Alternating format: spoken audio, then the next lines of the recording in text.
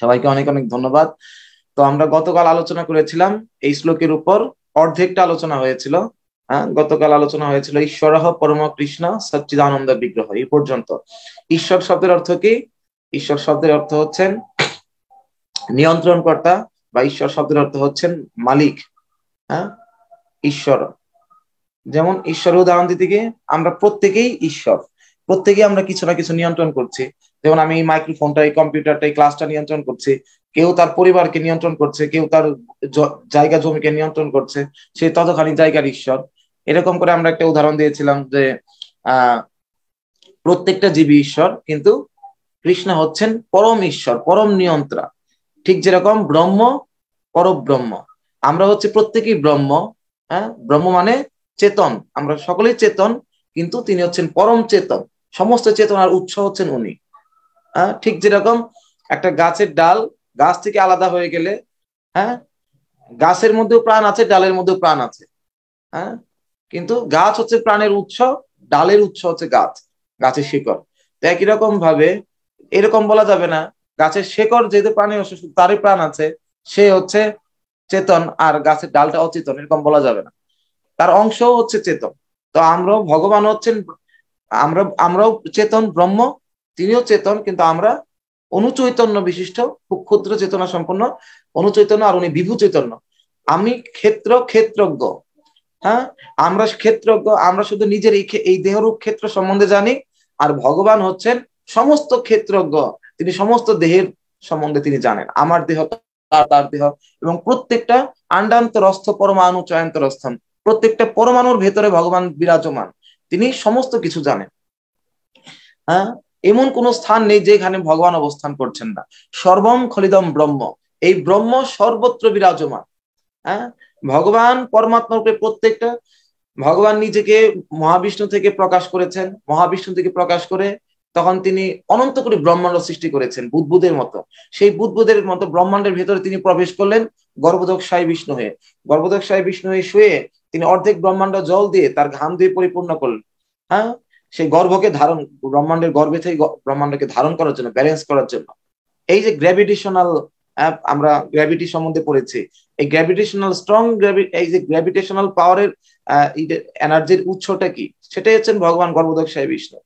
হ্যাঁ, তো সেই ভগবান হচ্ছেন, তারপরে ভগবান আবার সেখান থেকে নিজেকে প্রকাশ করেছেন কি, ক্ষীরোদকশায়ী বিষ্ণু।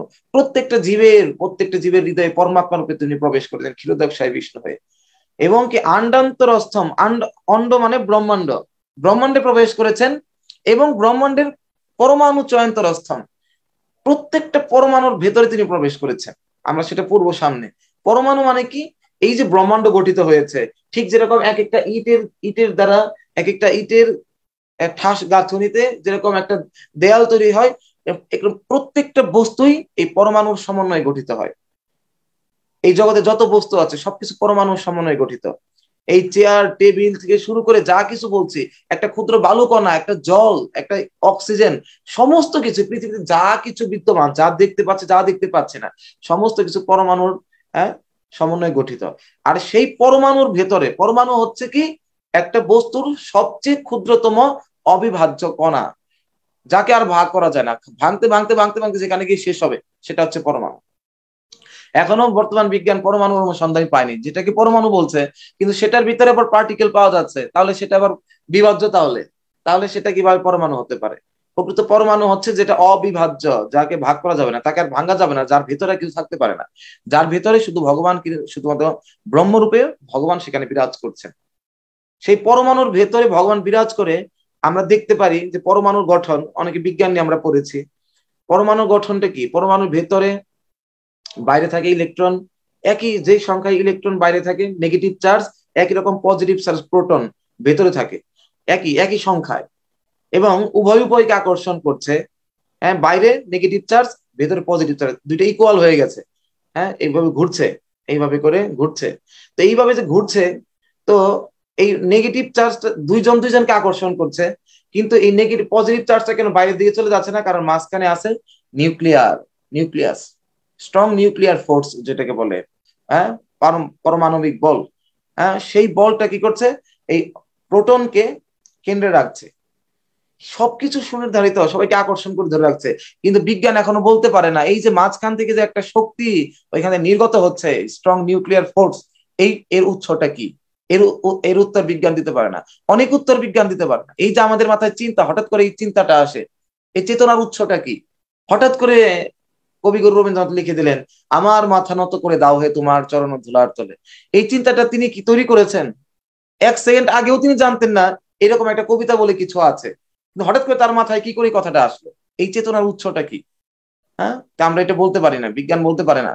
কিন্তু এরকম আমরা দেখতে পারি যে এগুলোর উৎস স্বয়ং ভগবান। ওই এনার্জিটা পরমাণুর ভেতরে, সেটাও ভগবান।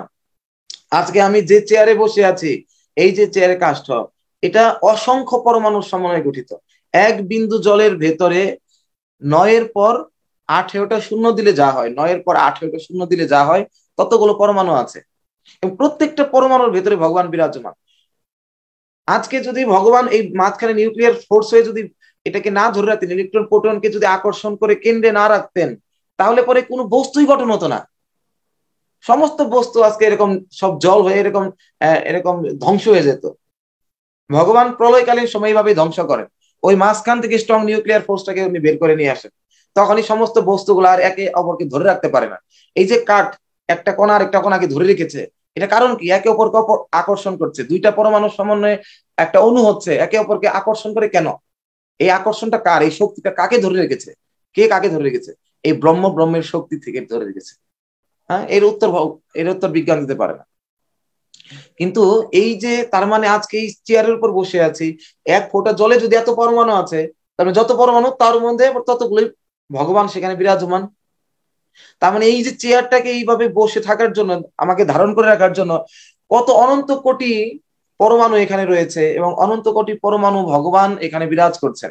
তার মানে ভগবান শুধু আমাকে চেয়ারে বসিয়ে রাখার জন্য, ভগবান কত অংশ রূপে কতজন এই ব্রহ্ম আমাকে সেবা করছেন, আমাকে ধারণ করে রাখার জন্য। যদি আমরা এটা বুঝতে পারি, তখন আসলে কৃতজ্ঞতা এই জিনিসটা যে যত বেশি উপলব্ধি করতে পারবে, তার শ্রদ্ধায় ভগবানের প্রতি তার মাথা তত অবনত হয়ে যাবে, যে আসলে ভগবান কত মহান। তিনি আমাদেরকে ধারণ করে রেখেছেন, আজকে এখানে বসে আছি, আজকে আমি খেতে পারছি, আমি বাতাস নিতে পারছি, সমস্ত কিছু তার দয়া। প্রত্যেকটা পরমাণুর ভিতরে তিনি সর্বত্র বিরাজমান। এমন কোন স্থান নেই যে স্থানটাতে ভগবান নেই। এই যে আমরা ফ্রি স্পেস দেখতে পাচ্ছি, এখানে কিচ্ছু নেই, এখানে যেখানেও কিছু নেই, সেখানে অক্সিজেন আছে। আর সেই অক্সিজেনের ভেতরে, সেই পরমাণুর ভেতরেই ভগবান আছেন। তাই ভগবান সর্বজ্ঞ, হ্যাঁ, অমনিশিয়েন্ট, তিনি সব জানেন। কি করে? কারণ তিনি সব জায়গায় আছেন। তো সর্বং খলিদম ব্রহ্ম, সারা জগৎটাই ব্রহ্মময়, সারা জগৎটা ব্রহ্মময়, ব্রহ্মের পূর্ণ। তার জন্য ভগবান সবকিছু জানেন। এই ব্রহ্ম শক্তির মাধ্যমে, এই ব্রহ্ম শক্তির মাধ্যমে ভগবান এই বিশ্ব চরাচরের সমস্ত কিছু তিনি অবগত, সবকিছু তিনি জানতে পারেন। আমার হৃদয়ে কি আছে, তার হৃদয়ে কি আছে, তার হৃদয়ে কি আছে, কে কি করছে। আমার হাতের এইটুকু হাতের মধ্যে হয়তো 10 লক্ষ কোটি ব্যাকটেরিয়া আছে, বা 1 লক্ষ কোটি ব্যাকটেরিয়া আছে, আমি এগুলো সম্বন্ধে কারোর সম্বন্ধে জানি না। কিন্তু ভগবান প্রত্যেকটা ব্যাকটেরিয়ার ক্যালকুলেশন, হিসাব ভগবানের কাছে আছে। কোন ব্যাকটেরিয়া যদি তারা 1 সেকেন্ডের জন্য জন্মগ্রহণ করছে, আবার 1 সেকেন্ডের মধ্যে মৃত্যু হচ্ছে, কার কখন জন্ম হচ্ছে, ওই ব্যাকটেরিয়া কি কর্ম, ওই 1 সেকেন্ড বেঁচে থেকে ব্যাকটেরিয়া কি কাজ করলো, আবার 1 মিনিট পরে মরে গেল, এই ওইটুকু কাজের ভিত্তিতে পরবর্তী তাকে কোন দেহ দান করা হবে, প্রত্যেকটা ব্যাকটেরিয়ার হিসাব ভগবান রাখছেন। ভাইরাস, ব্যাকটেরিয়া, অণুজীব, সবকিছুর হিসাব ভগবান রাখছেন। আসলে এটা হচ্ছে অচিন্ত, এটা ইনকনসেপেবল পোটেন্সি ভগবানের, অচিন্ত শক্তি ভগবান। হ্যাঁ, এটা আমরা কখনো কল্পনাও করতে পারবো না কিভাবে এটা সম্ভব হতে পারে, এটা ভগবান করছেন। হ্যাঁ, এটাই হচ্ছে ভগবানের বিশেষ ক্ষমতা। হ্যাঁ, আর আমরাও চেতন, কিন্তু শুধু এই দেহ সম্বন্ধে, এই দেহের ভেতরে যা হচ্ছে সব বলতে পারবো, কিন্তু আপনাদের কার কি ভেতরে কি হচ্ছে না হচ্ছে আমি কিচ্ছু বলতে পারবো না, বা আমার ভেতরে কি হচ্ছে আপনারা বলতে পারবেন না। কিন্তু আপনার আমার ভেতরে কি হচ্ছে সব ভগবান তিনি জানেন। হ্যাঁ, তো সেই জন্য তিনি, আমি অনুচৈতন্য, আমি খুব ক্ষুদ্র চেতনা বিশিষ্ট, ক্ষুদ্র ক্ষেত্রের চেতনা বিশিষ্ট, এই শুধুমাত্র এই দেহরূপ ক্ষেত্রের আমি চেতনার সম্বন্ধে আমি অবগত, তাই আমি অনুচৈতন্য। আর ভগবান বিভু চৈতন্য, তিনি সবকিছু চেতন, তিনি সমস্ত ক্ষেত্র সম্বন্ধে তিনি জানেন, সমস্ত সারা বিশ্ব চরাচরে যেখানে যা হচ্ছে সবকিছু তিনি অবগত, তাই তিনি বিভু চৈতন্য। হ্যাঁ, তো সেই জন্য প্রত্যেকের ভিতরে ভগবান বিরাজমান। হ্যাঁ, তার জন্য আমরা কালকে বলেছিলাম যে আমরা প্রত্যেকে প্রভু বলি কেন, এই কারণে আমরা প্রত্যেকে প্রভু বলি, কারণ মহাপ্রভু বলেছেন জীবে সম্মান দিবে জানি কৃষ্ণ অধিষ্ঠান। প্রত্যেকের ভিতরে ভগবান অধিষ্ঠিত, কৃষ্ণ অধিষ্ঠিত বলে আমাদের তাদেরকে সম্মান দিতে হবে। তিনিও প্রভু, কারণ পরম বিরাজমান। তো এইভাবে করে আমরা দেখেছিলাম যে আমি একটা 10 ডিসিমল জায়গার মালিক, কিন্তু কাউন্সিলর 10,000, মেয়র 1 লক্ষ, এমপি 10 লক্ষ। এভাবে করতে করতে করতে করতে যিনি সারা এই পৃথিবীর মালিক, তিনি কত কোটি কোটি এই ডিসিমল জায়গার মালিক, তিনি ঈশ্বর। কিন্তু তার মানে ব্রহ্মা, তাহলে ব্রহ্মা কত বিশাল স্থানের সে ঈশ্বর, এটা আমরা জেনেছিলাম। একই সাথে আমরা আমাদের আয়ু, আমরা যখন দেখি 100 বছর আয়ু, তখন আমরা অবাক হয়ে যাই, কিন্তু ব্রহ্মার আয়ুষ্কাল কত, দেবতাদের আয়ুষ্কাল আমাদের থেকে কত বেশি, 36,000 বছর, তার থেকে আবার মহরলোক, তারপর জনলোক। আর ব্রহ্মার আয়ুষ্কাল আমরা দেখেছিলাম, সেটা আমরা কি কল্পনাও করতে পারবো না। আমাদের 100 বছর, হ্যাঁ, ব্রহ্মার আয়ু, কিন্তু সে 100 বছর তার 12 ঘন্টা, মানে সত্য ত্রেতা দাপর কলি 4,000 বার যদি ঘুরে, তাহলে হ্যাঁ, তাহলে তার 12 ঘন্টা, অর্থাৎ 432 কোটি বছরে তার এই এই এই এই বিষয়গুলো আমাদের প্রত্যেকের মনে রাখা প্রয়োজন। আমি জানি না, আমি লাইভ করছি এর জন্য এই প্রোগ্রামটা। এই আমি যদি আসলে ক্লাসটা লাইভ না করি, তাহলে খুব সহজেই আমাকে আসলে এই লাইভ করার জন্য, এই সেট আপ গুলা করার জন্য অনেক কিছু আমাকে অ্যারেঞ্জ করতে হয়। কিন্তু আমি লাইভ করি এর জন্যই, যাতে করে সবাই, এই যে আমি এখানে এত লাইটিং করে এত কিছু করে সবকিছু একটু প্রেজেন্টেবল করার চেষ্টা করছি কেন, যাতে করে সকলেই এটা শোনার প্রতি আকৃষ্ট হয়। এই যে মাইক্রোফোনটা ইউজ করছে, এই যে লাইটিং করছে পিছনে, সবকিছু করার কারণ হচ্ছে যাতে করে পরে আবার কেউ ইচ্ছা হয় শুনে, যাতে করে আবার সেটা রুচি রাখে। আর যদি যদি এগুলো ভালো না হয়, তখন তারা শুনবে না। তো এই লাইভ করার উদ্দেশ্য হচ্ছে যে যাতে করে এই যে পয়েন্ট গুলো আমরা বললাম, যে ব্রহ্মার একদিন মানে 432 কোটি বছর, কিভাবে এই সত্য ত্রেতা দাপর কলি যদি 1,000 বার আবর্তিত হয়, তাহলে ব্রহ্মার একদিন। কলিযুগের আয়ুষ্কাল 4,32,000, দাপর যুগের 8,64,000, ত্রেতা যুগের 12,96,000, সত্য যুগের 17,28,000। হ্যাঁ, এইরকম একে আবার এরকম 1,000 বার ঘুরলে, অর্থাৎ 4 যুগ মিলে হয় 43,20,000, তাকে আবার 1,000 বার যদি আবর্তিত হয়, 1,000 দিয়ে গুণ করলে হয় 432 কোটি বছর। হ্যাঁ, এভাবে আরো 432 কোটি বছর ব্রহ্মার আরো 12 ঘন্টা রাত্রি, মোট 864 কোটি বছরে ব্রহ্মার একদিন রাত। তো এই ক্যালকুলেশন যখন আমরা নিজেরা বুঝতে পারবো এবং অন্য কেউ মনে রাখতে পারবো, অন্য কেউ যখন বোঝাতে পারবো, সে যে কেউ এর দ্বারা প্রভাবিত হয়ে যাবে। হ্যাঁ, আর তখন যে কেউ, তখন আমরা যাকে প্রচার করতে যাব, এই জ্ঞান নেওয়ার উদ্দেশ্য শুধু নিজের মধ্যে সীমাবদ্ধ রাখবো এরকম না। আমি যখন ভক্তি শাস্ত্রী করেছিলাম, শ্রীপাদ জননীবাস প্রভু উনি বলেছিলেন, শিল প্রভুপাদের একজন প্রবীণ শিষ্য, মায়াপুর মন্দির প্রধান পূজারী, বলছে দেখো, তোমরা যে ভক্তি শাস্ত্রী করে এই জ্ঞান লাভ করলে, যদি এই জ্ঞান তোমরা লাভ করে তোমরা যদি বিতরণ না করো, মৃত্যুর সময় ভগবান এই জ্ঞান তোমাদের কাছে হরণ করে নিয়ে নেবে। তাহলে চিন্তা করা যায় এটা কত গুরুত্বপূর্ণ, এটা প্রচার করা। আমাদের এই মনোভাবটা হৃদয়ে ধারণ করে এই কোর্সটা করতে হবে, যেন আমি কাউকে না কাউকে এই জ্ঞান দান করব। হ্যাঁ, তখনই ভগবানের কৃপা আমাদের প্রতি নেমে আসবে। কাউকে না কাউকে আমি বুঝাবো, তা না হলে আমি নিজেও বুঝতে পারবো না। জ্ঞান বিতরণের মাধ্যমে উপলব্ধির মাত্রা আরো বেড়ে যায়। তো সেই জন্য এটা আমাদেরকে চেষ্টা করতে হবে। হ্যাঁ, এইভাবে করে ব্রহ্মার আয়ুষ্কাল কত অনন্তকাল, 100 বছর। কিন্তু সেই যে ব্রহ্মার 100 বছর, সেটা আবার ভগবান বিষ্ণুর, মহাবিষ্ণুর কাছে কি এক নিঃশ্বাস, যশৈক নিঃশ্বাসিত কালো মত বললাম। তাহলে এইভাবে করে দেখতে পারি ভগবান বিষ্ণুর তিনি কত মহান। তিনি যার অংশ মহাসংকর্ষণের, আবার মহাসংকর্ষণ হচ্ছে বলরামের অংশ, বলরাম হচ্ছে কৃষ্ণের অংশ। তাই একমাত্র পরম ঈশ্বর, the supreme personality of Godhead, হ্যাঁ, তিনি হচ্ছেন কৃষ্ণ, তিনি হচ্ছেন। আবার এটা বলার পর তারপর কি বললেন, এই যে কৃষ্ণ, প্রথমে তিনি জানালেন পরমেশ্বর ভগবান হচ্ছেন কৃষ্ণ, তিনি একজন ব্যক্তি, তিনি অব্যক্তি নন, তিনি নিরাকার নন, তিনি আকার সাকার। হ্যাঁ, এবং তারপর তিনি বললেন যদি সাকার হয় তাহলে তিনি কেমন, তার রূপটা কেমন, সেটা কি আমাদের মতো না, সেটা আমাদের মতো না, সেটা সচ্চিদানন্দ বিগ্রহ, সেটা সচ্চিত আনন্দময়। হ্যাঁ, আমাদের আত্মাটাও তার, যেহেতু আমরা অংশ, আমরা যেমন সচ্চিদানন্দময়, তিনি সচ্চিদানন্দময়। হ্যাঁ, আমরা তার অংশ, সমুদ্র জলের মতো। সৎ মানে নিত্য, চিত মানে জ্ঞানময়, এবং আনন্দ, আর তিনি হচ্ছেন আনন্দময়, আনন্দময় হি অভ্যাসাত। এখন এই তিনটা বৈশিষ্ট্য সম্পন্ন, কিন্তু আমাদের এই দেহটা কিন্তু সচ্চিত আনন্দময় না, আমাদের দেহটা হচ্ছে অসৎ, অচিত এবং নিরানন্দময়।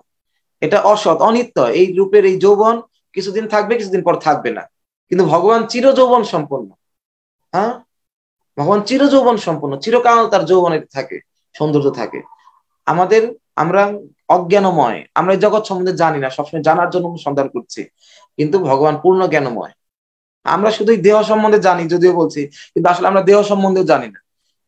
হ্যাঁ, দেহের একটা কোষ সম্বন্ধে আমাদের ধারণা নেই। আমরা কতটুকু জানি আমরা? হ্যাঁ, আমাদের ধারণাটা, আমাদের জ্ঞানের পরিধি খুবই খুবই খুবই ক্ষুদ্র। হ্যাঁ, একজন কার্ডিওলজিস্ট যে হার্ট সম্বন্ধে 20, 30, 40 বছর গবেষণা করেছে, সে নিজে বলতে পারবে যে হার্ট সম্বন্ধে সে কতখানি জানে? সে বলতে পারবে না। সেই হার্ট সম্বন্ধে বলতে পারবে না কতখানি সে জানে, বা কতখানি যে জানে না সেটাও বলতে পারবে না, কতখানি সে জানে, কত পার্সেন্ট জানে সেটাও বলতে পারবে না। আসলে আমরা খুবই কম জানি, আমরা খুবই তুচ্ছ। এই যে নিজের তুচ্ছত্ব উপলব্ধি করা আর ভগবানের মহত্বতা উপলব্ধি করার মাধ্যমেই আমাদের আধ্যাত্মিক জীবনে যাত্রা শুরু হয়। এই এই জড়জাগতিক জীবনে আমরা নিজেদেরকে শ্রেষ্ঠ মনে করি আর ভগবানকে নিকৃষ্ট মনে করি। ভগবানকে প্রায়োরিটি দেওয়ার আমাদের সময় নেই। হ্যাঁ, ভগবানকে এইটাই হচ্ছে জাগতিক জীবন, দুঃখের কারণ। আমাদের ভগবানের মহানুভবতা আর আমাদের তুচ্ছতা এটা উপলব্ধি করার মাধ্যমেই আমাদের আধ্যাত্মিক জীবনের যাত্রা শুরু হয়। তো এটা যে যে মাত্রায় বুঝতে পারবে সে তত মাত্রায় আধ্যাত্মিক পথে এই ভগবত উপলব্ধি তার তত বেশি মাত্রায় হবে। হ্যাঁ, তো সেই জন্য এটা কি বলতে গিয়ে বললাম আমি, সচ্চিদ আনন্দ বিগ্রহ। হ্যাঁ, তার রূপটা হচ্ছে সচ্চিদ আনন্দময়। হ্যাঁ, তিনি হচ্ছেন, আজকে এখন আমরা আলোচনা করব অনাদির আদি গোবিন্দ সর্ব কারণ কারণ। এখন সচ্চিদ আনন্দময়, আমি একটা এক্সাম্পল দেখছি। ভগবান হচ্ছে সচ্চিদ আনন্দময় এবং আমরা মানে আমাদের আত্মা, আমি তো দেহ নই, আমি আত্মা, আত্মাটা হচ্ছে কি সচ্চিদ আনন্দময়। ঠিক আছে? সৎ মানে নিত্য, নিত্য মানে চিরকাল সে, মানে চির শাশ্বত, চিরকাল সে বেঁচে থাকতে চায়, কখনো মরতে চায় না। হ্যাঁ, নিত্য। এখন দেখুন তার প্রমাণটা কি। যেমন আমরা সকলেই জানি ভগবান অর্জুনকে বোঝাচ্ছেন, দেখো অর্জুন, জাতস্যহি ধ্রুবর মৃত্যু ধ্রুবম জন্ম মৃত্যুশ্চ, যার জন্ম হয়েছে তার মৃত্যু অবশ্যম্ভাবী। তসমাম অপরিহার্য অর্থে নত্তম সচিতমন হসি, যেটা অপরিহার্য সেই অপরিহার্য বিষয়ে কোনো শোক করা উচিত না। ঠিক যেমন শীতের পর শীত উষ্ণ সুখ দুঃখদা, শীতের পর উষ্ণ আসে, উষ্ণের পরে আবার শীত আসে। হ্যাঁ, দুঃখের পরে সুখ আসে, সুখের পর দুঃখ আসে, দিনের পর রাত আসে, রাতের পর আবার দিন আসে। যদি হঠাৎ করে শীতের থেকে গরম এসে পড়লো, তখন আমরা কান্না করি, হায় হায় কেন শীতটা চলে গেল। এই সূর্য ডুবে গেলে রাত এসে পড়লো, আমরা কি বলি, হায় হায় কেন সূর্য ডুবে গেল, কেন রাত আসলে এখন আমার কি হবে, এরকম বলি না। এটা অপরিহার্য।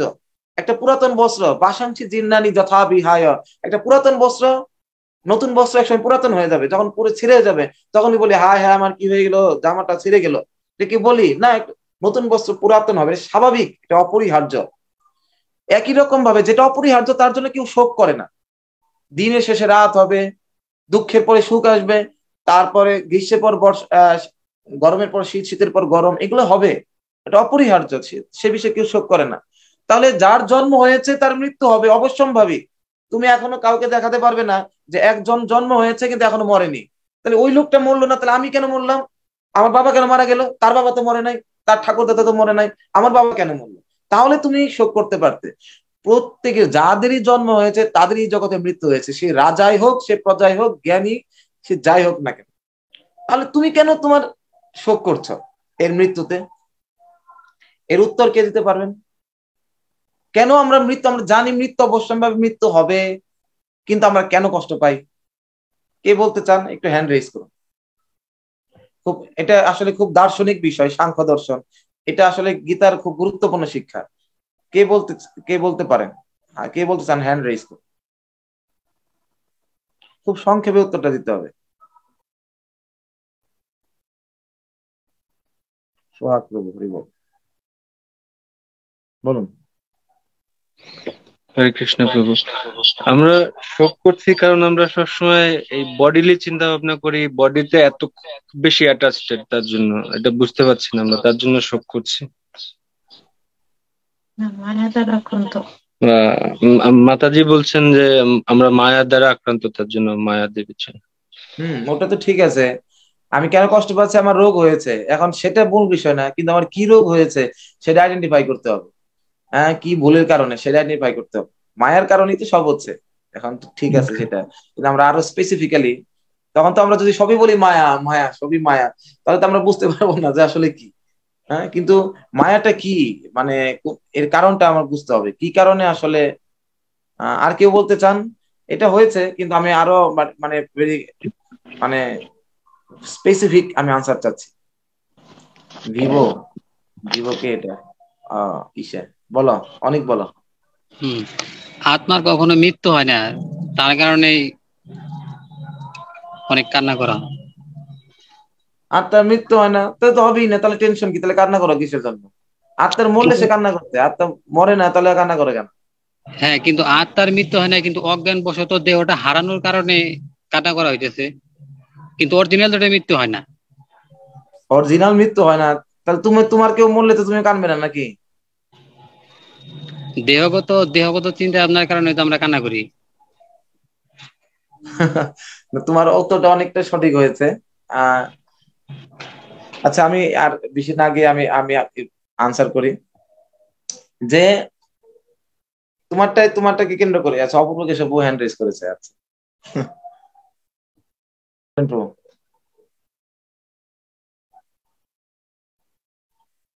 আনমিউট করে বলেন অপূর্ব।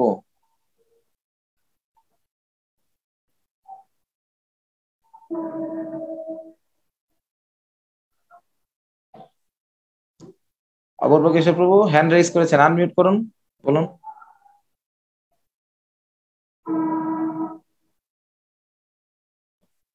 প্রভু, আমার নেট সমস্যা হচ্ছে। ওকে, তো কি কারণে আমরা আমরা কান্না করি? এর কারণটা হচ্ছে, ভালো করে এই বোঝাচ্ছে। আমরা হচ্ছে কি, আমরা হচ্ছে, আমরা তো দেহ না, আমি হচ্ছে আত্মা। আর আত্মাটা কেমন? সচ্চিৎ আনন্দময়, সচ্চিৎ আনন্দ। সৎ মানে নিত্য, মানে নিত্য মানে যার কোনো মৃত্যু নেই, সে অমর। কিন্তু যার মৃত্যু নেই, যখন সে দেখছে আমার মৃত্যু হয়ে যাচ্ছে, তখন তো সে কান্না করবেই। হ্যাঁ, যে ব্যক্তি কোনোদিন অভাব দেখে নাই, অভাব চোখে দেখে নাই, সেই ব্যক্তি যদি আজকে শেষ বয়সে গিয়ে অভাব দেখতে হয়, তার তো কষ্ট লাগবে। একই রকম ভাবে আমরা আমরা হচ্ছে অমর, নিত্য। কিন্তু যখন দেখছি না এই যে আমার মৃত্যু হয়ে যাচ্ছে, তখন তো আমার কষ্ট লাগবে। এখন এই যে আমরা যখন দেহের প্রতি আসক্ত, অর্থাৎ আমরা ভাবছি নিজেকে দেহাত্ম বুদ্ধি, দেহে আত্মবুদ্ধি, দেহকেই আমি ভাবছি আমি, আত্মাকে আমি নিজে না ভেবে আমি হচ্ছে আমি দেহ, এটা ভাবার কারণে আর দেহের মৃত্যুকেই ভাবছি কি আমার মৃত্যু হয়ে যাচ্ছে। এই জামাটা ছিঁড়ে যাচ্ছে, মনে করছে আমি মনে হয় ছিঁড়ে গেলাম। অনেক সময় কি হয়, একজন গাড়ির ড্রাইভার গাড়িকে এত ভালোবাসে, গাড়িকে এত ভালোবাসে, আর গাড়িটার সাথে যদি কোনো আর ঘেঁষা লাগে, রং উঠে গেল, হায় হায়, মনে তার বুকের মধ্যে বুকের মধ্যে তার মানে হার্ট অ্যাটাক করলো, যে আমার কি হলো। মোবাইলটাকে এত বেশি ভালোবাসে, পড়ে গেছে, হাই হাই কি বলো, মোবাইল পড়ে গেল, মোবাইল পড়ে গেল। মানে মানে মোবাইল পড়ে গেছে না, তার হার্ট ফোনে পড়ে গেছে তার ইসের থেকে। হ্যাঁ, তো এরকম, তার মানে আসক্তি। সে ভাবছে যে এই এই গাড়িটাই হচ্ছে আমি, তার জন্য, তার মানে আমি কষ্ট পেলাম, আমার রং উঠে গেল, আমি কষ্ট পেলাম, আমি আমি আমি তো এই তখন সে কষ্ট পায়। যখন আমি ভাবছি আমি দেহ, দেহে আত্মবুদ্ধি, তখন যখন দেহ মরে যাচ্ছে, তখন আমি মনে করছি হ্যাঁ হ্যাঁ আমি মনে মরে গেলাম, আমি মরে গেলাম। তা আমি মরবো, আমি মরবো কেন? আচ্ছা, যদি আমি দেহ হই, তাহলে ভগবান বলছেন, আর যদি মনে করো তুমি আত্মা না, তুমি দেহ, তাহলে পরে দেহ, তাহলে দেহের এক সময় জন্মের পরে দেহের মৃত্যু অবশ্যম্ভাবী, তার জন্য তো সুখ করার কোনো কারণ নাই। আর যদি মনে করো তুমি আত্মা, তাহলে আত্মা হচ্ছে অবিনাশী তো তদ্বিধি, আত্মা হচ্ছে চিরন্তন অবিনাশী, ন জায়তে মৃয়তে বা কদাচিন, নায়ম ভূতপা ভবিতানা বা ভূয়, অজনিত্য শাশ্বত পুরানো নহন্যতে হনুমানের শরীরে। এই আত্মা হচ্ছে জন্মরহিত। এই আত্মাকে অস্ত্রের দ্বারা কাটা যায় না, আগুনে পোড়ানো যায় না, বাতাসে শুকানো যায় না, জলে ভেজানো যায় না। এটা জন্মরহিত, এটা মৃত্যুহীন। তো একে তুমি যদি নিজেকে দেহ ভাবো, তাও শোক করার কোনো কারণ নেই। কারণ দেহের পুরাতন বস্ত্র যেরকম বাসংশী জীর্ণানি যথা বিহায় নবানি গৃহণাতি নবানি দিহি, এটা পুরাতন বস্ত্র নতুন হয়ে যাবে স্বাভাবিক। তো এর জন্য কান্না করার কিছু নেই। আর যদি আত্মা মনে করো তুমি, তাহলে পরে আত্মার কোনদিন মৃত্যু নেই, তাহলে কষ্ট পাওয়ার কারণ নেই, ভগবান বলছেন। কিন্তু আমরা নিজেদেরকে কি ভাবছি? আমরা ভাবছি আমাদের কি দেহ, কিন্তু নিজেদেরকে দেহ ভাবার কারণে ভাবছি হায় হায় আমার মৃত্যু হয়ে যাচ্ছে। কিন্তু এই মৃত্যু হওয়ার অভিজ্ঞতা তো আমাদের নেই, কারণ আমরা হচ্ছি অমর। প্রত্যেকটা আত্মা হচ্ছে নিত্য, অমর। যেহেতু যখন সে ভাবছে আমার মৃত্যু হয়ে যাচ্ছে, তখনই সে কান্না করছে, না না আমি মরে যাচ্ছি, আমি মৃত্যু চাই না, মৃত্যু চাই না। যদিও সবার মৃত্যু হয়, তাহলে চাপ না কেন? এই একটা হচ্ছে মূল কারণ। সৎ। আরেকটা হচ্ছে চিত। চিত মানে হচ্ছে জ্ঞানময়। জ্ঞান, সে হচ্ছে পূর্ণ জ্ঞানময়, সবসময় সে জ্ঞানে পরিপূর্ণ, কারণ ভগবানের সান্নিধ্যে ছিল, পূর্ণ জ্ঞানময় ছিল সে। কিন্তু সে আজকে এই অজ্ঞানতার অন্ধকারে সে পতিত হয়ে দেহকে ধারণ করার কারণে আজকে সে সব জ্ঞান হারিয়ে ফেলেছে। হ্যাঁ, তো এখন সে সবসময় জিজ্ঞাসা করছে এটা কি ওইটা কি, অনুসন্ধান করছে। আত্মা সবসময় অনুসন্ধান করছে। জ্ঞানের কাজ কি? আমি অনুসন্ধান কেন করছি? হ্যাঁ, আত্মা হচ্ছে জ্ঞানময়, আজকে যেহেতু জ্ঞানটা হারিয়ে ফেলেছে তাই সে অনুসন্ধান করছে। আমরা প্রত্যেকটা ব্যক্তি সকাল থেকে শেষ করে রাত পর্যন্ত, শিল প্রভুপাদ বলেছেন, সকলে আমরা অনুসন্ধান করছি। কিসের অনুসন্ধান করছি? সচ্চিত আনন্দ, আনন্দের অনুসন্ধান করছি। কিভাবে? একটা ছেলে, একটা একটা একটা একটা স্টুডেন্ট একটা কলেজে যায় কেন? বলে কলেজে কি নলেজ, জ্ঞান অর্জনের জন্য? না। কলেজে যায় কিসের জন্য? বলছেন আমি কলেজ যাই নলেজ অ্যাকোয়ারিং, আমি জ্ঞান অর্জনের জন্য যাচ্ছি। আচ্ছা, তো বলা হলো ঠিক আছে, কলেজে গেলে নলেজ দেওয়া হবে, কিন্তু কি দেওয়া হবে না? হ্যাঁ, আসলে সেটিংটা চেঞ্জ করতে হবে, এটা আমি জানি, ক্যামেরার সেটিংটা চেঞ্জ করতে হবে। এটা কি মুভি রেকর্ডিং সেটিং হয়ে আছে, যার জন্য এটা 20 মিনিট পর পরে এটা রেকর্ডিং রেকর্ডিং হচ্ছে, লাইভ হচ্ছে, কিন্তু হচ্ছে না, মানে ক্যামেরা সেট হচ্ছে না। ওকে, আমি কি বলছিলাম? আহ সে এখন যদি বলা হয়, কলেজের প্রিন্সিপাল বলো ঠিক আছে তোমাকে এই কলেজে ঢুকলে জ্ঞান দেওয়া হবে, কিন্তু কি দেওয়া হবে না? জ্ঞান দেওয়া হবে কিন্তু সার্টিফিকেট দেওয়া হবে না। তাহলে সেই কলেজে কেউ পড়বে? না, পড়বে না। তার মানে কলেজ যাওয়ার উদ্দেশ্য সার্টিফিকেট নেওয়া। এখন সার্টিফিকেট দিল, কিন্তু যদি সেই সার্টিফিকেট কোনো চাকরি না পাওয়া যায়, তাহলে সেই সার্টিফিকেট কেউ নিবে? চাকরি না পাওয়া গেলে সার্টিফিকেট দিয়ে কি হবে? তার মানে সার্টিফিকেটের উদ্দেশ্য কি? চাকরি নেওয়া। আর চাকরির উদ্দেশ্য কি? বলে আপনি চাকরি দেওয়া হলো, কিন্তু মাস বেতন দেওয়া হবে না। তাহলে সেই চাকরি কি করবে? না। তাহলে চাকরি করছে কেন? বেতনের জন্য, টাকার জন্য। আচ্ছা, টাকা দেওয়ার পরে সে টাকা দিয়ে কি করবে? টাকা দিয়ে সে কি করে? তার সুখের জন্য, আনন্দের জন্য কি করে? সে ভোগের জন্য সে চেষ্টা করে, যে আনন্দের জন্য।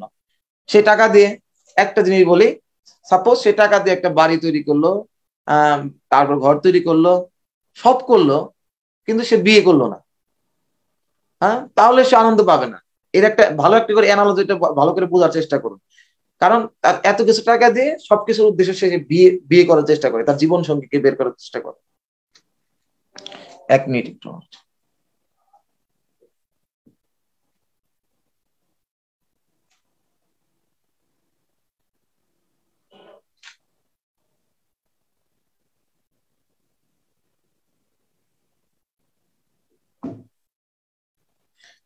তো প্রকৃতপক্ষে এই যে জড় যে বস্তুগুলো আছে, এই জড় বস্তু হচ্ছে নিরানন্দময়। এটা কোনোদিন আনন্দ দিতে পারে না। আনন্দ দিতে পারে শুধুমাত্র চেতন বস্তু, যেটা সৎ, হ্যাঁ, চিত। সেটাই শুধুমাত্র চেতন, যেটা সেটাই শুধুমাত্র আমাদেরকে আনন্দ দিতে পারে। এই জড় কোনো বস্তু আমাদের আনন্দ দিতে পারে না।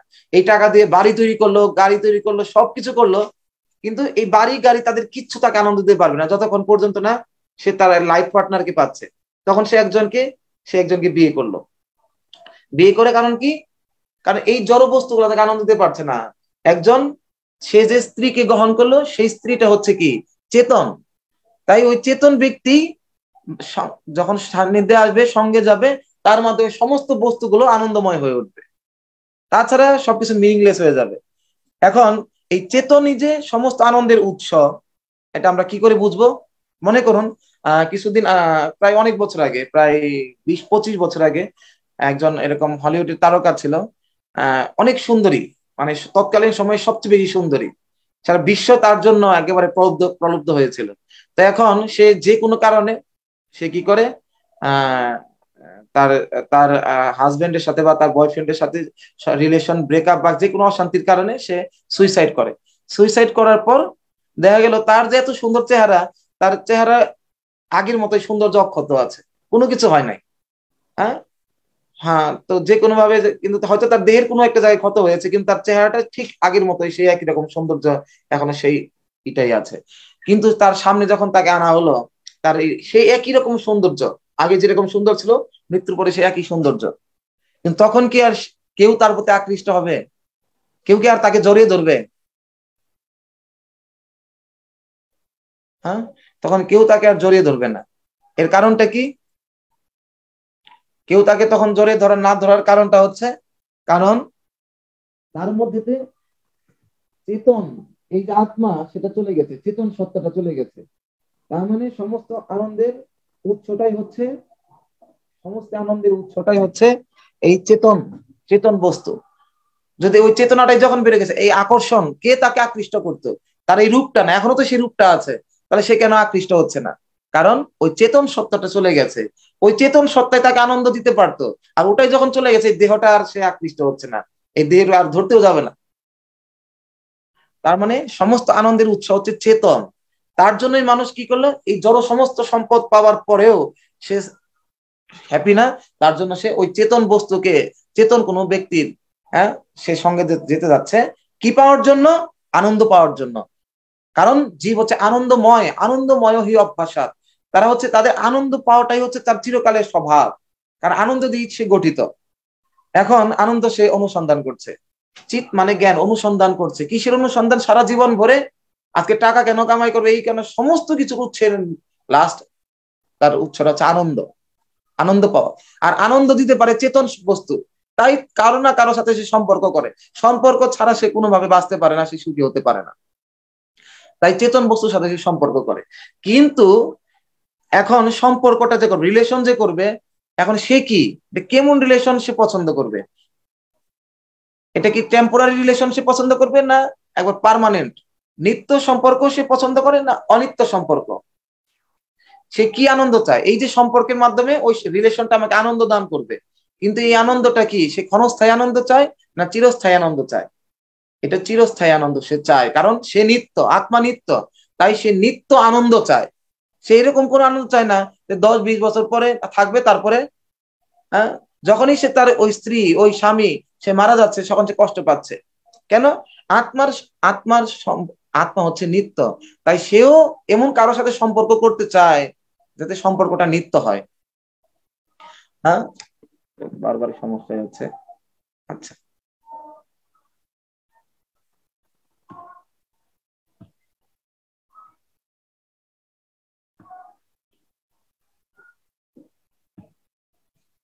ওকে। তো এমন কারোর সাথে সম্পর্ক করতে চায় যার মাধ্যমে সে কি করতে পারে, নিত্য সম্পর্ক, চিরস্থায়ী সম্পর্ক করতে চায় সে। তো এর জন্য আমাদেরকে বোঝা প্রয়োজন যে তো এই চিরস্থায়ী সম্পর্ক কার সাথে হবে? এই জগতে কেউ তো নিত্য না, সকলেই তো অনিত্য। তাহলে নিত্য সম্পর্ক কি করে সে পাবে? একমাত্র যে ব্যক্তিটা নিত্য, সেই কেবল নিত্য চেতন সত্তা, সেই কেবল আমাদেরকে সেই নিত্য আনন্দ দিতে পারে। এই জগতে নিত্য, নিত্য নাম চেতনা নাম, সমস্ত কে নিত্য, সমস্ত নিত্যের উৎস হচ্ছেন পরমেশ্বর ভগবান। হ্যাঁ, তাই একমাত্র তার সাথে সম্পর্ক করার মাধ্যমেই আমরা নিত্যকালীন, চিরকালের জন্য আনন্দ লাভ করতে পারবো। তাই প্রত্যেকটা জীব প্রকৃতপক্ষে আনন্দ চাচ্ছে, আনন্দ চাচ্ছে, কিন্তু তারা আসলে জানে না আনন্দের উৎসটা কি। তারা ভাবছে টাকার মধ্যে আনন্দ পাবে, কিছুদিন পরে টাকা পাওয়ার পর আনন্দ পাচ্ছে না। না, যদি 5 লক্ষ টাকা হয়, আমার টার্গেট 5 লক্ষ টাকা করা, কিন্তু 5 লক্ষ করে কেউ তৃপ্ত? কেন 5 লক্ষ, কেন 10 লক্ষ করে তৃপ্ত হয় না? 20 লক্ষ চাই, সে 20 লক্ষ পাওয়ার পরে, 1 কোটি পাওয়ার পরে, 5 কোটি পাওয়ার পরে তৃপ্ত হয় না। এর কারণটা কি? কারণ সে চাচ্ছে ওইটার পেছনে আসলে টাকাটা তার চাও না, সে চাচ্ছে আনন্দ। এখন দেখছি 5 লক্ষ পাওয়াতে তো আনন্দ পাচ্ছি না, তাহলে আরো লাগবে 10 লক্ষ, 20 লক্ষ, 10 কোটি, 5 কোটি, 100 কোটি, যতই পাচ্ছে আনন্দ তো পাচ্ছি না। ঠিক আছে, তো ওইটা বাদ দিয়ে সে আরেকটার জন্য চেষ্টা করে। ঠিক আছে, এখন সে কারোর সাথে সম্পর্ক করবে, এখন সে বাড়ি করবে, বিভিন্ন মাধ্যমে সে আনন্দ পাওয়ার জন্য চেষ্টা করে, আর সে বারবার ব্যর্থ হয়। অনন্তকাল ধরে ব্যর্থ হতে হতে হতে হতে হতে হতে সেই বদ্ধ জীব যখন পূর্ণরূপে হতাশাচ্ছন্ন, বিষণ্ণ হয়ে যায়, হ্যাঁ, তখন সে বোধ করে যে না, আসলে এই জগতের কোনো বস্তু, কোনো ব্যক্তি আমাকে আনন্দ দিতে পারবে না। আনন্দ দিতে পারবে একজন, যিনি হচ্ছেন এই নিত্য আনন্দের উৎস, হ্যাঁ, যিনি নিত্য। হ্যাঁ, তো তখন সেই রকম যখন অনুসন্ধান করে ভগবান, তখন তখন কি করেন, একটা দিব্য একটা ব্যবস্থা করেন সেই নিত্য আনন্দময় ব্যক্তিটাকে, তাকে অনুসন্ধান দেওয়ার জন্য। সেই নিত্য আনন্দময় ব্যক্তিটাকে, সেটা হচ্ছে পরমেশ্বর ভগবান শ্রীকৃষ্ণ। হ্যাঁ, তখন তাকে গুরু, তখন তার জীবনে ভগবান গুরু বা বৈষ্ণবকে প্রেরণ করেন সেই নিত্য, সেই আনন্দের উৎসটাকে বের করার জন্য। তো এর জন্য আজকে আমরা যে আনন্দের উৎসটা পেয়েছি গুরু আমরা অনেক জন্মান্তর হতাশাচ্ছন্ন হতে হতে হতে হতে হতে কষ্ট পেতে পেতে পূর্ণরূপে হতাশ, তখন ভগবানের কোনো এক কৃপা বলে আজকে আমরা এই সোর্সটা পেয়েছি। তাই আমরা এই কত সৌভাগ্যের ফলে সেই নিত্য আনন্দের উৎস ভগবান, তো আমরা কাকে জানতে পেরেছি? স্বয়ং বিষ্ণুকে না, নারায়ণকে না, বা অন্য কোন অবতারকে না, সমস্ত অবতারের যিনি উৎস তাকে আমরা জানতে পেরেছি। হ্যাঁ, তাকে জানতে পেরে যদি আজকে আমা ভোজি বিষয় মাগে, হ্যাঁ প্রভু কহে আমা ভোজি মাগে বিষয় সুখ, অমৃত মাগি বিষ, অমৃত ছাড়ি বিষ মাগে সে বড় মূর্খ। আমাকে ভজনা করে কেউ বিষয় মাগছে, কেউ বিষয় প্রার্থনা করছে, আমি এই চাই, এই অমৃত ছেড়ে সে কি চাচ্ছে? বিষ চাচ্ছে। সে কত বড় মূর্খ, ভগবান বলছে। তো এই জন্য আমাদেরকে বোঝা প্রয়োজন যে আসলে একবার যখন ভগবানকে পেয়েছি, ধ্রুব মহারাজ যখন একবার বিশাল রাজ্য, তার পিতার থেকে বড় রাজ্য চাইলেন, মনুর থেকে বড় রাজ্য চাইলেন, কিন্তু যখন সেটা ভগবান তাকে দিতে চাইলেন তখন কি বলেন? হ্যাঁ, কাচান বিচিন্মন, আমি আজকে কাঁচির টুকরা খুঁজতে গিয়ে আজকে হীরার টুকরা পেয়ে গেছি। প্রভু স্বামী কৃতার্থ অস্মি, হে নাথ আমি কৃতার্থ হয়ে গেলাম, বরম না যাচ্ছে, আমি আর অন্য কোনো বর চাই না। এইটা হচ্ছে বিষয়, আমরা যেন এই ভুলে যেন আমরা না করি। কিন্তু ভগবান যেহেতু বলেছেন তুমি এই বর চেয়েছিলে, তাই আমি তোমাকে এই বর দিবই। সে কত অনুতপ্ত হয়েছেন ধ্রুব মহারাজ, কেন আমি বর চাইলাম, কেন আমি চাইলাম, কেন চাইলাম, ইস। হ্যাঁ, কিন্তু ভগবান তাকে সে রাজ্য তাকে নিয়ে গেলেন। তো এর জন্য আসলে ভগবান কৃষ্ণকে আমরা জানতে পেরেছি, এটা যে আসলে জীবনে কত বড় পাওয়া। 100 কোটি বৎসর তপস্যা করে যে ভগবান শ্রীকৃষ্ণকে জানা যায় না, আমরা সেই কৃষ্ণকে জানতে পেরেছি। এইটা বুঝে এই ভক্তির পথটা যে আসলে কত দুর্লভ এবং কত মহামূল্যবান, এটা আমাদের প্রতি মুহূর্তে এই তত্ত্বটা উপলব্ধি করাটা প্রয়োজন। তখন আমরা অনর্থক বিষয়গুলোর প্রতি এত ধাবিত হব না, অপ্রয়োজনীয় বিষয়ের প্রতি আমরা এত আকৃষ্ট হব না। হ্যাঁ, কারণ কৃষ্ণ একমাত্র, আমরা অনন্তকাল ধরে যেটা চাচ্ছি সেটা কৃষ্ণ আমাদেরকে দান করতে পারে, কৃষ্ণই তার উৎস।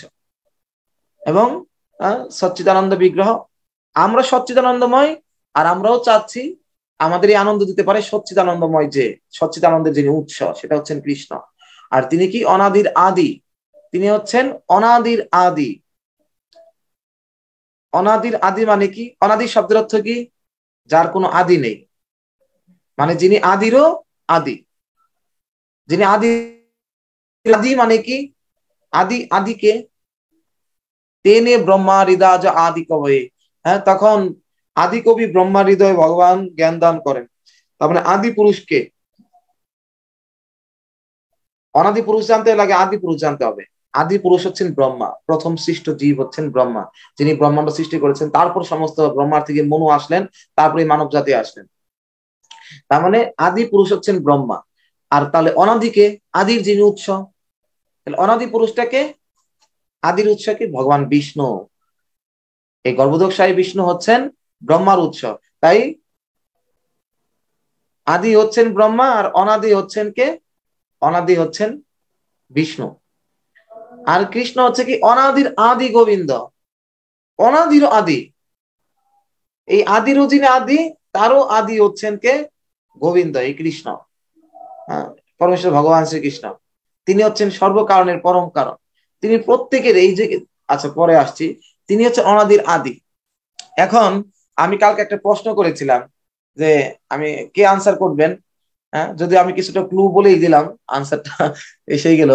তো এখন আমরা অনেক সময় প্রশ্ন করে যে যে আপনার কৃষ্ণের কেন ভজনা করেন?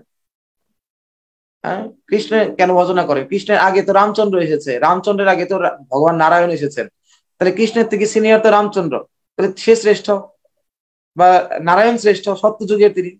তাহলে সেই তার ভজনা না করে আপনি কেন আপনি কৃষ্ণের ভজনা করছেন? এটা খুবই একটা $1 বিলিয়ন কোয়েশ্চেন। এটা আমাদের জন্য সবচেয়ে গুরুত্বপূর্ণ প্রশ্ন, এটা আমাদের জন্য।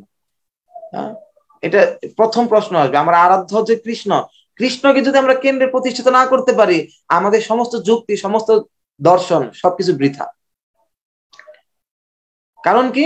কারণ ভালো করে আমরা বুঝি। এখন বললাম এই যে এটা ভগবান বলেছেন, এটা ভগবদ্গীতায় বলেছেন। ভগবদ্গীতা কেন মানবো? ভগবদ্গীতা ঠিক নেই। কৃষ্ণকে যদি আমি ভগবান রূপে প্রতিষ্ঠিত না করতে পারি, ভগবদ্গীতা ভ্যালুলেস, এই ভাগবতম ভ্যালুলেস। তার মানে কৃষ্ণকে প্রতিষ্ঠিত করতে হবে। কৃষ্ণ যে সুপ্রিম, তার সুপ্রিম এসে কিভাবে প্রতিষ্ঠিত করব? তার আগে এসেছেন কে?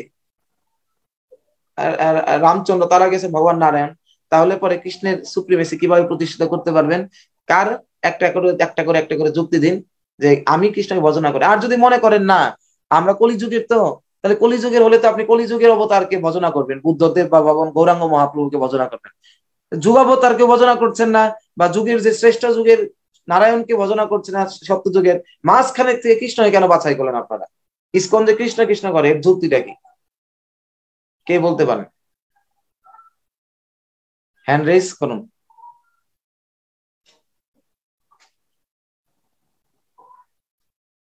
এই প্রশ্নটা এটা আমাদের প্রচারের সবচেয়ে গুরুত্বপূর্ণ একটা প্রশ্ন, একেবারে মোস্ট ওয়ান্টেড। হ্যাঁ, সোহাগ প্রভু সব প্রশ্নের উত্তর সোহাগ প্রভু দিচ্ছে, আর কেউ করছে না কেন আমি তো বুঝতে পারছি না। এখানে কি সোহাগ প্রভু একমাত্র মেধাবী ছাত্র?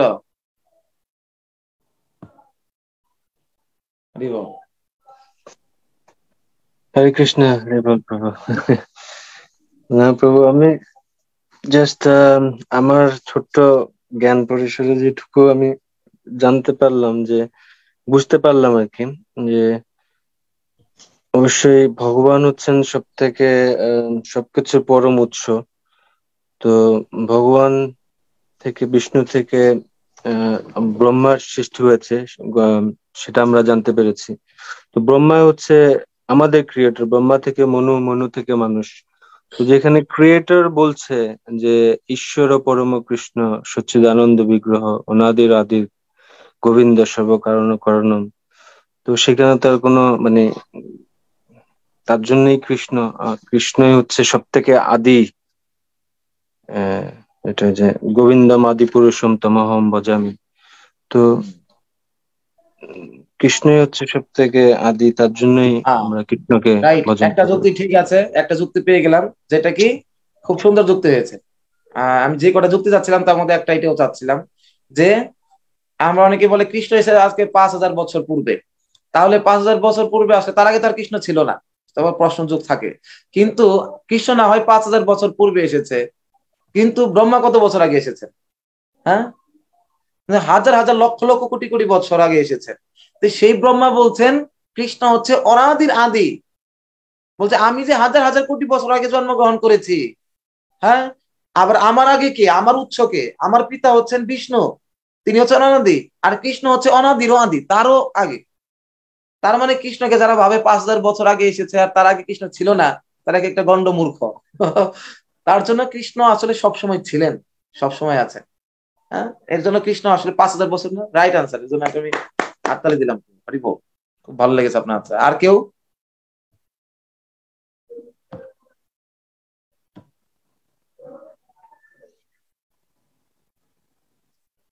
শর্টলি আনসার করতে হবে, তাড়াতাড়ি। আর কেউ?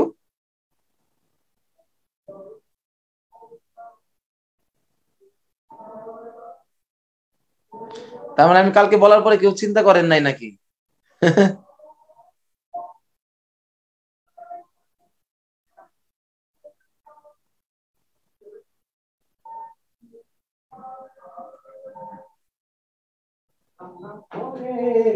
আর কেউ বলতে পারেন?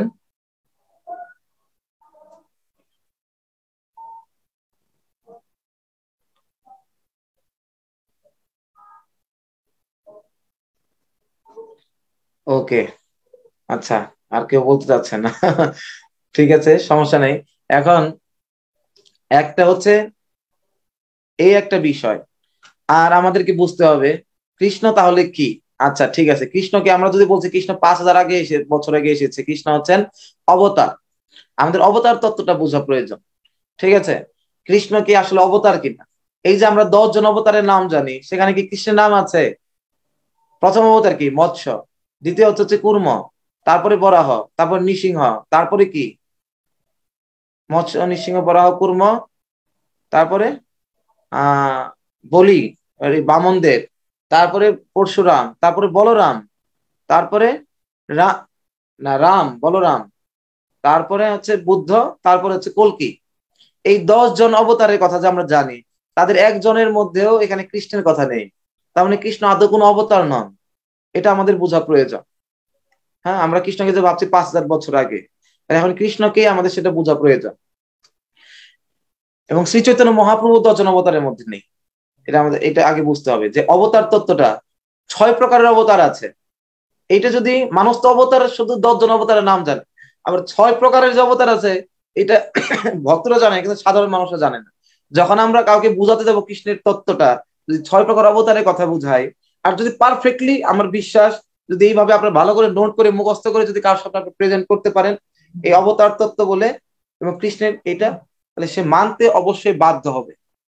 অন্তত যদি মানে আপনার তেরামিও যদি করে, কিন্তু অন্তত পক্ষে আপনার সামনে করবে না, পেছনে গিয়ে করবে, সামনে গিয়ে করবে না। সেই জন্য বি কেয়ারফুলি, ভালো করে নোট করুন। 6 প্রকারের অবতার আছে: পুরুষ অবতার, গুণ অবতার, লীলা অবতার, শক্তাবেশ অবতার, মন্নান্তর অবতার এবং যুগাবতার। এই 6 প্রকারের অবতার আছে। গুণ অবতার, প্রথম বললাম পুরুষ অবতার। এই যে ব্রহ্মাণ্ড জড়জগৎ সৃষ্টির পেছনের 3 জন যে পুরুষ, পুরুষ মানে কি, যিনি কোনো কিছুর কারণ, যিনি সৃষ্টি করেন, যিনি কোনো কিছুর কারণ। এই ব্রহ্মাণ্ড সৃষ্টির পেছনে 3 জন পুরুষ রয়েছেন, যাকে বলে পুরুষ অবতার। সেটা হচ্ছে কি গর্ভোদকশায়ী বিষ্ণু বা মহাবিষ্ণু, কারণোদকশায়ী বিষ্ণু বা মহাবিষ্ণু। মহাবিষ্ণু আরেক নাম হচ্ছে কারণ উদকশায়ী বিষ্ণু, যেহেতু কারণ সম্বন্ধে সাথে থাকেন, বা মহাবিষ্ণু। দ্বিতীয়ত হচ্ছেন গর্ভোদকশায়ী বিষ্ণু, যিনি ব্রহ্মাণ্ডের গর্ভে প্রবেশ করেন। আর তৃতীয়ত হচ্ছে পরমাত্মা রূপে প্রত্যেকের হৃদয় অবস্থান করছেন ক্ষীরোদকশায়ী বিষ্ণু। এই 3 বিষ্ণু হচ্ছেন পুরুষ অবতার, ঠিক আছে। তারপরে পুরুষের অবতারের পরে রয়েছে কি বললাম, পুরুষ অবতার। গুণ অবতার বললাম। গুণ, এই জগৎ, এই যে জড় জগৎ, এটা তো অচেতন। অচেতন জগৎ চেতন কিভাবে সুন্দরভাবে পরিচালনা হচ্ছে, কারণ এটা 3টা গুণের মাধ্যমে, সত্য রজস্তম, এই 3টা গুণকে 3 জন পরিচালনা করছেন। সত্যকে ভগবান বিষ্ণু, রজ হচ্ছেন ব্রহ্মা, তম হচ্ছেন শিব। বিপ্লব প্রভু ঘুমাচ্ছেন, হরে কৃষ্ণ। তো সত্য রজস্তম, সত্য গুণে কি করেন, সত্য গুণের কাজ হচ্ছে পালন করা। রজগুণ হচ্ছে সৃষ্টি করা, ব্রহ্মা সৃষ্টি করেন। সত্যগুণ হচ্ছে পালন এবং তমগুণ হচ্ছে ধ্বংস। এখন এই 3 গুণের, সত্যগুণের বিষ্ণু, ব্রহ্মা এবং শিব, 3 জন, এই 3 অবতার। তারপর গুণাবতার জানি আমরা, যুগাবতার জানি, হ্যাঁ, যুগাবতার রূপে আছেন এরকম কারা, এই যে মৎস্য, কুর্ম, বরাহ, যুগাবতার রূপে আমরা জানি। আরো অনেক যুগাবতার লিস্ট আছে এরকম করে। যদি আপনারা চান আমি টোটাল লিস্ট আপনাদেরকে আমি শেয়ার করে দিতে পারবো। আসলে আমাদের যদি একটা এই ব্রহ্মসংগীতা এই ক্লাসে যদি একটা গ্রুপ হয়, হোয়াটসঅ্যাপ গ্রুপ বা এরকম কিছু গ্রুপ হয়, তাহলে অনেক ইনফরমেশন যেগুলো আসলে ক্লাসে বলা হয় না, কিন্তু এটা মানে আপনাদেরকে আমি কপিগুলো, সফট কপি সেন্ড করে দিতে পারবো। ওইটা আপনারা কালেকশন করে নোট করে দিতে পারবেন। দেখা যায় একটা গ্রুপ করব, আমি গ্রুপ করে, তো আপনাদের সবার ফোন নাম্বার কি করে পাবো, আচ্ছা একটু আপনারা চিন্তা করে আমাকে জানাবেন কিভাবে সবার নাম্বারটা পাওয়া সম্ভব। তাহলে পরে আমি গ্রুপে আপনাদেরকে অ্যাড করে দেবো। যত ইনফরমেশন গুলো আপনারা সেখানে পেয়ে যাবেন, যত এই যে সৃষ্টি তত্ত্বের সামনে আসবে ওগুলো আরো ক্রিটিক্যাল। এটা ছকটা বুঝতে গেলে, ছক না দিয়ে দিলে, বা এই যে বেদান্ত শাস্ত্রের যে ছক, এটা না দিলে পরে আমরা বুঝতেই পারবো না, আমি মুখস্থ করতে পারবো না। তো সেই জন্য এটা নোট করলেও সুন্দরভাবে গুছিয়ে নোট করতে পারবো না আমরা। তো ওই ছকটা থাকলে সুবিধা, আমি স্ক্রিনশট ছবি নিয়েও দিয়ে দিতে পারবো এরকম করে। সেই জন্য গ্রুপে আপনারা কি করার জন্য, আপনারা আপনাদের ফোন নাম্বারটা কিভাবে নেওয়া যায় সেটা আপনি দেখবেন। তো গুণাবতার, লীলা অবতার, লীলা করার জন্য এই যে রাম, নৃসিংহ, এরা হচ্ছে লীলা অবতার। তো তারপরে এরকম করে শক্তাবেশ অবতার, ভগবান নির্দিষ্ট একটি কার্য সম্পাদন করার জন্য যিনি এই জগতে আসেন, যিনি ভগবানের শক্তিতে আবিষ্ট হন, আবিষ্ট হয়ে যিনি কার্য সম্পাদন করেন। যেরকম পৃথু মহারাজ, যেরকম ভগবান এই জগতে পৃথু মহারাজ এসেছেন রাজ্য প্রতিপালন কিভাবে করতে হয় এটি শিক্ষা দেওয়ার জন্য, প্রজা পালনের। তারপরে শক্তাবেশ অবতার, কে নাম কি, ভরত মহারাজের পিতার নাম কি, ভগবান ঋষভদেব, জগতে বৈরাগ্য বিদ্যা শিখানোর জন্য তিনি এসেছেন। হ্যাঁ, দত্তাত্রেয়। তারপরে আর হচ্ছে ভগবান ব্যাসদেব, তিনিও শক্তাবেশ অবতার। জগতে তিনি হচ্ছেন জ্ঞানের অবতার, জগতে অজ্ঞানময় জগৎকে জ্ঞান প্রকাশ করার জন্য, সমস্ত শাস্ত্র সংকলন করার জন্য ভগবান তাকে শক্তি আবিষ্ট করেছেন। তো এই শক্তাবেশ অবতার আবার 2 প্রকার, একটা হচ্ছে প্রত্যক্ষ আর একটা পরোক্ষ। প্রত্যক্ষ মানে যে প্রত্যক্ষ রূপে নির্দিষ্ট কার্য করার জন্য শাস্ত্রে যার উল্লেখ করা আছে। তো বলছে শক্তাবেশ অবতার লিস্ট নেই, অনন্ত, এটা অনেক হতে পারে, অনন্ত, আনকাউন্টেবল। তো এরকম করে আমরা জানি ছিল প্রভুপাদ, ভগবানের শক্তাবেশ অবতার, তিনি বিশেষ শক্তিতে আবিষ্ট হয়ে তিনি এই মহান কার্য সম্পাদন করেছেন। এইভাবে করে আমরা আহ এখন দিলে আমি কিভাবে পাবো, এখন পরে কি করতে হবে? তো সপ্তাবেশ অবতার, এইভাবে করে 6 প্রকার অবতার আছে, ঠিক আছে? তো এই যে 6 প্রকার অবতারের, ভাগবতে 22 প্রকারের অবতারের কথা বর্ণনা করা আছে। 22 প্রকারের অবতারের মধ্যে বলতে বলতে বলতে বলতে কৃষ্ণকে একটা অবতারের মধ্যে বর্ণনা করে দিয়েছে, ঠিক আছে? এটা সুত গোস্বামী বর্ণনা করার পরে তো বলছে হায় হায়, কৃষ্ণকে কেন অবতারের মধ্যে বর্ণনা করলাম? তখন আবার কৃষ্ণকে 22 প্রকার অবতারে কৃষ্ণের বর্ণনা দিতে দিতে লাস্টে গিয়ে তিনি বলছেন, এতক্ষণ যে অবতারদের কথা বললাম, এতে চাংশ কলা পুংস, হ্যাঁ, এরা হচ্ছে প্রত্যেকেই অংশ বা অংশের অংশ, এরা হচ্ছে কলা, কিন্তু কৃষ্ণস্তু ভগবান স্বয়ং। দয়া করে কৃষ্ণকে কেউ কিন্তু অবতার ভাববেন না, কৃষ্ণ হচ্ছেন স্বয়ং ভগবান, এই সমস্ত অবতারের উৎস। ঠিক যেরকম সমস্ত নদীগুলো, হাজার হাজার অসংখ্য নদী যেরকম নদীতে সাগরে গিয়ে মিশে, হ্যাঁ, একই রকম সমস্ত অবতারগণ কৃষ্ণের মধ্যে থেকে প্রবিষ্ট হন, আবার কৃষ্ণ থেকে প্রকাশিত হন। এই কথা ব্রহ্মসঙ্গীতে ব্রহ্মা বলেছেন, আমরা দেখবো সামনে এরকম রামাদি মূর্তি শিকলা নিয়মিত তিষ্ঠন নানাবতার মকর ভবন এসে, কিন্তু কৃষ্ণ স্বয়ং সমভবৎ পরম পুমাঞ্জ গোবিন্দম আদি পুরুষম তমাম ভজামি। এই রাম নৃসিংহ যত অবতার আছেন, এরকম অসংখ্য অবতার, এরা হচ্ছে ভগবানের, হ্যাঁ, কলা অবতার, অংশের অংশ, কিন্তু কৃষ্ণস্তু, কৃষ্ণ স্বয়ং সমভবৎ পরম পুমাঞ্জ, কৃষ্ণ স্বয়ং হচ্ছেন সমস্ত অবতারের উৎস, যার সমান কেউ নেই, যার ঊর্ধ্বেও কেউ নেই। এবং আরো ব্রহ্মা বারবার করে বলছেন, দীপার চিরে হিদাশান্তর মভ্যপেত্য দীপায়তে দিব্যিত হইতে সমান ধর্ম দস্তাত্রিকে বিষ্ণুতয়া বিভাতি গোবিন্দমাদি পুরুষোত্তম ভজামি। যদিও ভগবান বিষ্ণু হচ্ছেন বিষ্ণু তত্ত্ব, বা ভগবান নারায়ণ বিষ্ণু তত্ত্ব, রামচন্দ্র বিষ্ণু তত্ত্ব, এরা, আর ভগবান শ্রীকৃষ্ণ বিষ্ণু তত্ত্ব, কিন্তু কিন্তু এরা কি দীপার চিরে, এরা প্রত্যেকেই হচ্ছে এক একটা দ্বীপ।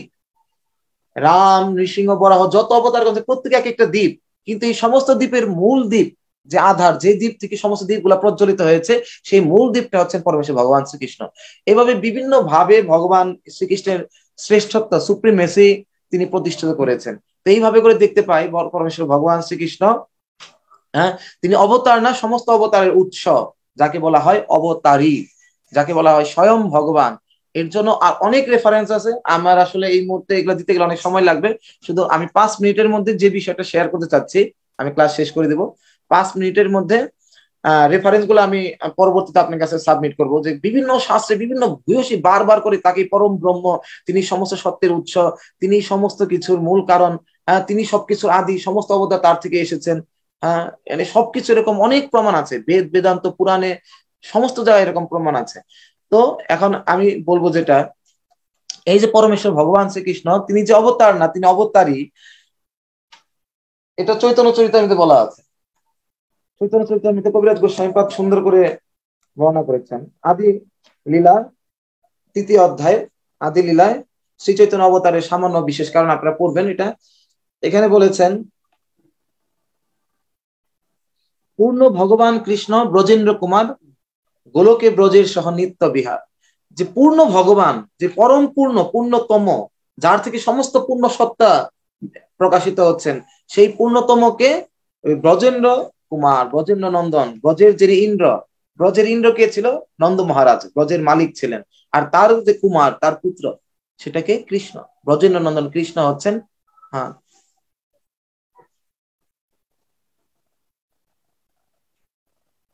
তো ব্রহ্মার এক দিনে তিহ একবার, ভালো করে বোঝার চেষ্টা করবেন, ব্রহ্মার এক দিনে তিহ একবার অবতীর্ণ হইয়া করেন প্রকট বিহার। এই যে পরমেশ্বর ভগবান শ্রীকৃষ্ণ নিজে অবতারী, যিনি অবতারী, তিনি প্রতিদিন আসেন না, প্রতি যুগে যুগে আসেন না। আমরা ভাবতে পারি কৃষ্ণ প্রতি দাপর যুগে আসেন না, তিনি প্রতি দাপর যুগে আসেন না।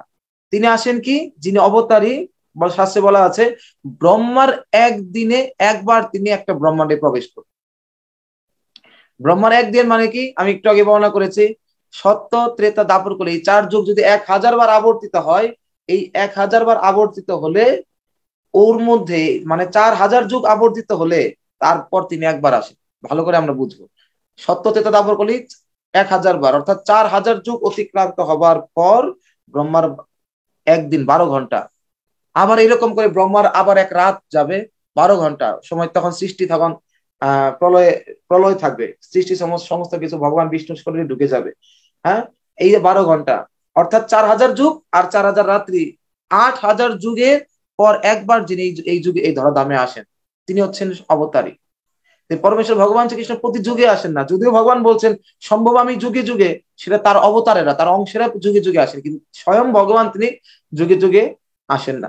স্বয়ং ভগবান ব্রহ্মার একদিনে ৮,০০০ যুগ পর একবার আসেন।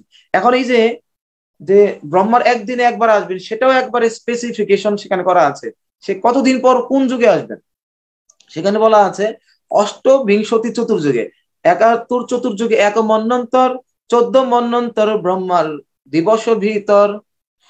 ৭১ চতুর্যুগে এক মন্বন্তর, ব্রহ্মার একদিন মানে ১,০০০ চতুর্যুগ, আর ৭১টা চতুর্যুগে হয় একটা মন্বন্তর। মন্বন্তর মানে হচ্ছে মনুর শাসনকাল। এই ব্রহ্মার এই যে ১,০০০ চতুর্যুগ, এর মধ্যে ১৪ জন মনু এই জগতে আসে। ভালো করে মনে রাখবেন, এই ১,০০০ চতুর্যুগে ১৪ জন মনু এই জগতে এসে শাসন করেন। এক একজন মনুর শাসনকাল কতটুকু সময়, যেমন আমাদের বাংলাদেশ সরকারের শাসনকাল ৫ বছর, এরকম এক একজন মনুর শাসনকাল হচ্ছে ৭১টা চতুর্যুগ। ৭১ চতুর্যুগ হচ্ছে এক একজন মনুর শাসনকাল। তো এইভাবে করে ১৪ জন মনু আসে। ১৪ জন মনু, হ্যাঁ ১৪ জন মনুর নাম কি? স্বয়ম্ভুব, প্রথম মনু হচ্ছে স্বয়ম্ভুব, তারপরে সারুচিস, তারপর উত্তম, তামস, রৈবত, চাক্ষুষ, বৈবস্বত, ইন্দ্র শ্রাবণী, রুদ্র শ্রাবণী, দেব শ্রাবণী, দক্ষ শ্রাবণী, ব্রহ্ম শ্রাবণী, ধর্ম শ্রাবণী, রুদ্রপুত্র, রোচ্চ এবং ইন্দ্র শ্রাবণী। এইভাবে করে ১৪ জন মনু আছে এরকম ব্রহ্মার পুত্র। আমি আবার বলছি যদি এর ক্ষেত্রে, স্বয়ম্ভুব, সারচিস, উত্তম, তামস, রৈবত, চাক্ষুষ, বৈবস্বত, শ্রাবণী, দক্ষ শ্রাবণী, ব্রহ্ম শ্রাবণী, ধর্ম শ্রাবণী, রুদ্রপুত্র, রুদ্র শ্রাবণী, রৌচ্চ বা দেব শ্রাবণী এবং ভৌতক বা ইন্দ্র শ্রাবণী। এই ১৪ জন মনু আসেন। এই যে ১৪ জন মনু আসেন ব্রহ্মার একদিনে, তো প্রথম মনু এসে ৭১ চতুর্যুগ শাসন করে যান। ৭১টা চতুর্যুগ চলে যায়, তখনও ভগবান স্বয়ং ভগবান আসেন না। ৭১ চতুর্যুগে এই যুগাবতার ৭১ চতুর্যুগেই এক প্রতি যুগে যুগে যুগাবতার এসে যান, কিন্তু তখনও ভগবান আসেন না। দ্বিতীয় চতুর্যুগে আসেন না, তৃতীয় না। এই ব্রহ্মার ১৪ জন মনুর মধ্যে সপ্তম মনু, অর্থাৎ যে বৈবস্বত মনু, সেই বৈবস্বত মনুর বৈবস্বত মন্বন্তরে সেই সময়টাতে ভগবান শ্রীকৃষ্ণ আসেন বৈবস্বত মনু শাসনকালে, ৭ নাম্বার মনু শাসনকালে। এবং সেই ৭ নাম্বার মনুর তো শাসনকালে ৭১টা চতুর্যুগ আছেন, কিন্তু কোন চতুর্যুগে তিনি আসবেন?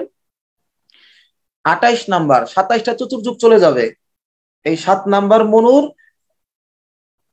২৭টা চতুর্যুগ চলে যাওয়ার পর ২৮ নাম্বার যে চতুর্যুগ, সেই ২৮ নাম্বার চতুর্যুগের যে দাপর যুগটা আসবে, সত্যতেতা দাপর, দাপর যে আসবে, সেই দাপর যুগে স্বয়ং ভগবান এই জগতে তিনি আবির্ভূত হবেন। তার মানে এইটা হচ্ছে পরমেশ্বর ভগবান শ্রীকৃষ্ণ না গত এই দাপরের আগের সার্কেলের দাপরে আসেন নাই, বা সামনের যে সার্কেলটা দাপরে স্বয়ং ভগবান শ্রীকৃষ্ণ আসবেন না। তো এর জন্য এটা আমাদের জানা খুব প্রয়োজন যে আসলে পরমেশ্বর ভগবান কৃষ্ণ যে স্বয়ং ভগবান, তিনি অবতারী, তিনি অবতার নন, তিনি পরব্রহ্ম, পরম পুরুষ। তো এইভাবে করে আরো অনেকগুলো যুক্তি রয়েছে। আসলে আজকেও কাবার তো মোটামুটি কাবার হয়েছে। আবার কালকে আমরা কিছুটা ভগবানের ভগবত্তার কিছুটা আমরা রেফারেন্স গুলো দিয়ে পরমেশ্বর ভগবানের সুপ্রিমেসি প্রতিষ্ঠিত করে আমরা পরবর্তী আমরা কালকে দ্বিতীয় শ্লোকের দিকে আমরা কালকে যাব। তো সবাইকে অনেক অনেক ধন্যবাদ। অনেকক্ষণ সময় আপনারা ধৈর্য ধরে বসেছিলেন। আমি জানি না এই আসলে তাত্ত্বিক বিষয়টা, যদি এই বিষয়গুলো আমার কাছেও জটিল লাগে, কিন্তু আমি চেষ্টা করেছি এটা আমার ক্ষমতা অনুসারে, আমার যতটুকু গুরু কৃষ্ণ আমাকে কৃপা করেছেন, যতটুকু আমি উপলব্ধি দান করেছেন, সেই অনুসারে এটা উপস্থাপন করার জন্য। যদি এই আলোচনায় কেউ কিছু বুঝতে না পারেন, যদি সমস্যা হয়, তাহলে আপনারা প্রশ্ন করতে পারেন, বা কোনো মন্তব্য করতে পারেন। আমরা ২-৪ মিনিট আমরা নিতে পারি, আপনারা হ্যান্ড রেজ করে, যার যদি কারো কোনো প্রশ্ন বা মন্তব্য থাকে আপনারা আমরা ২-১টা প্রশ্ন নিতে পারি। Very vast. Thank you so much, Prabhu, making it clear. Okay, I think at least it has been clear. I'm quite satisfied to know that.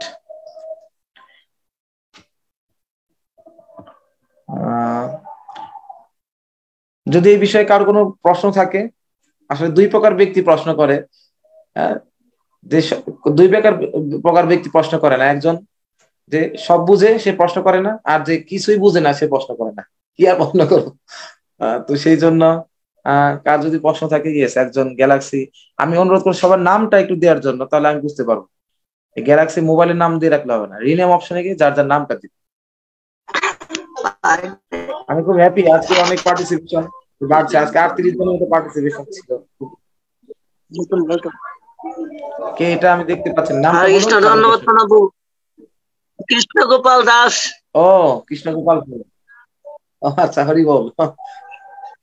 হরে কৃষ্ণ, ধন্যবাদ প্রণাবু। তো আপনি অবতারের কথা বললেন একবার, প্রভু একবার বললেন অবতার 22 জন, আবার বললেন 10 জন। তো এটা আমরা যখন প্রচার করব তখন আমরা কোনটা দিয়ে শুরু করব বা বলবো? সুন্দর প্রশ্ন। আমরা 10 জনের মতো বললাম, 22 জনের মতো বললাম। হ্যাঁ, তাহলে পরে আমরা কোনটা বলবো?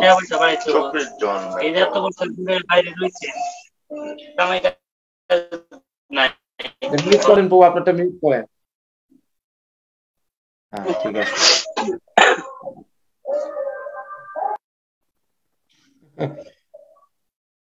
তো 22 জন অবতার, তো এটা জয়দেব গোস্বামী পাদ ছিল। জয়দেব গোস্বামী পাদ তিনি একটা 10 অবতার স্তোত্রম লিখেছেন, সেখানে 10 জন অবতারের কথা তিনি বর্ণনা করেছেন। 10 জন অবতার নিয়ে তিনি একটা স্তুতি লিখেছেন।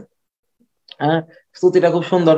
প্রলয় পয়োধি জলে ধৃতবানসি বেদম বিহিত বহিত্র চরিত্রমখেদম কেশবধৃত মীন শরীরা জয় জগদীশ হরে, জয় জগদীশ হরে, জয় জগদীশ হরে।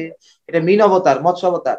ক্ষিতিরিহ বিপুল তরে তিষ্ঠতি তব পৃষ্ঠে ধরণি ধরণ কিন চক্র গরিষ্ঠে কেশবধৃত কুর্ম শরীর জয় জগদীশ হরে, জয় জগদীশ হরে, জয় জগদীশ হরে।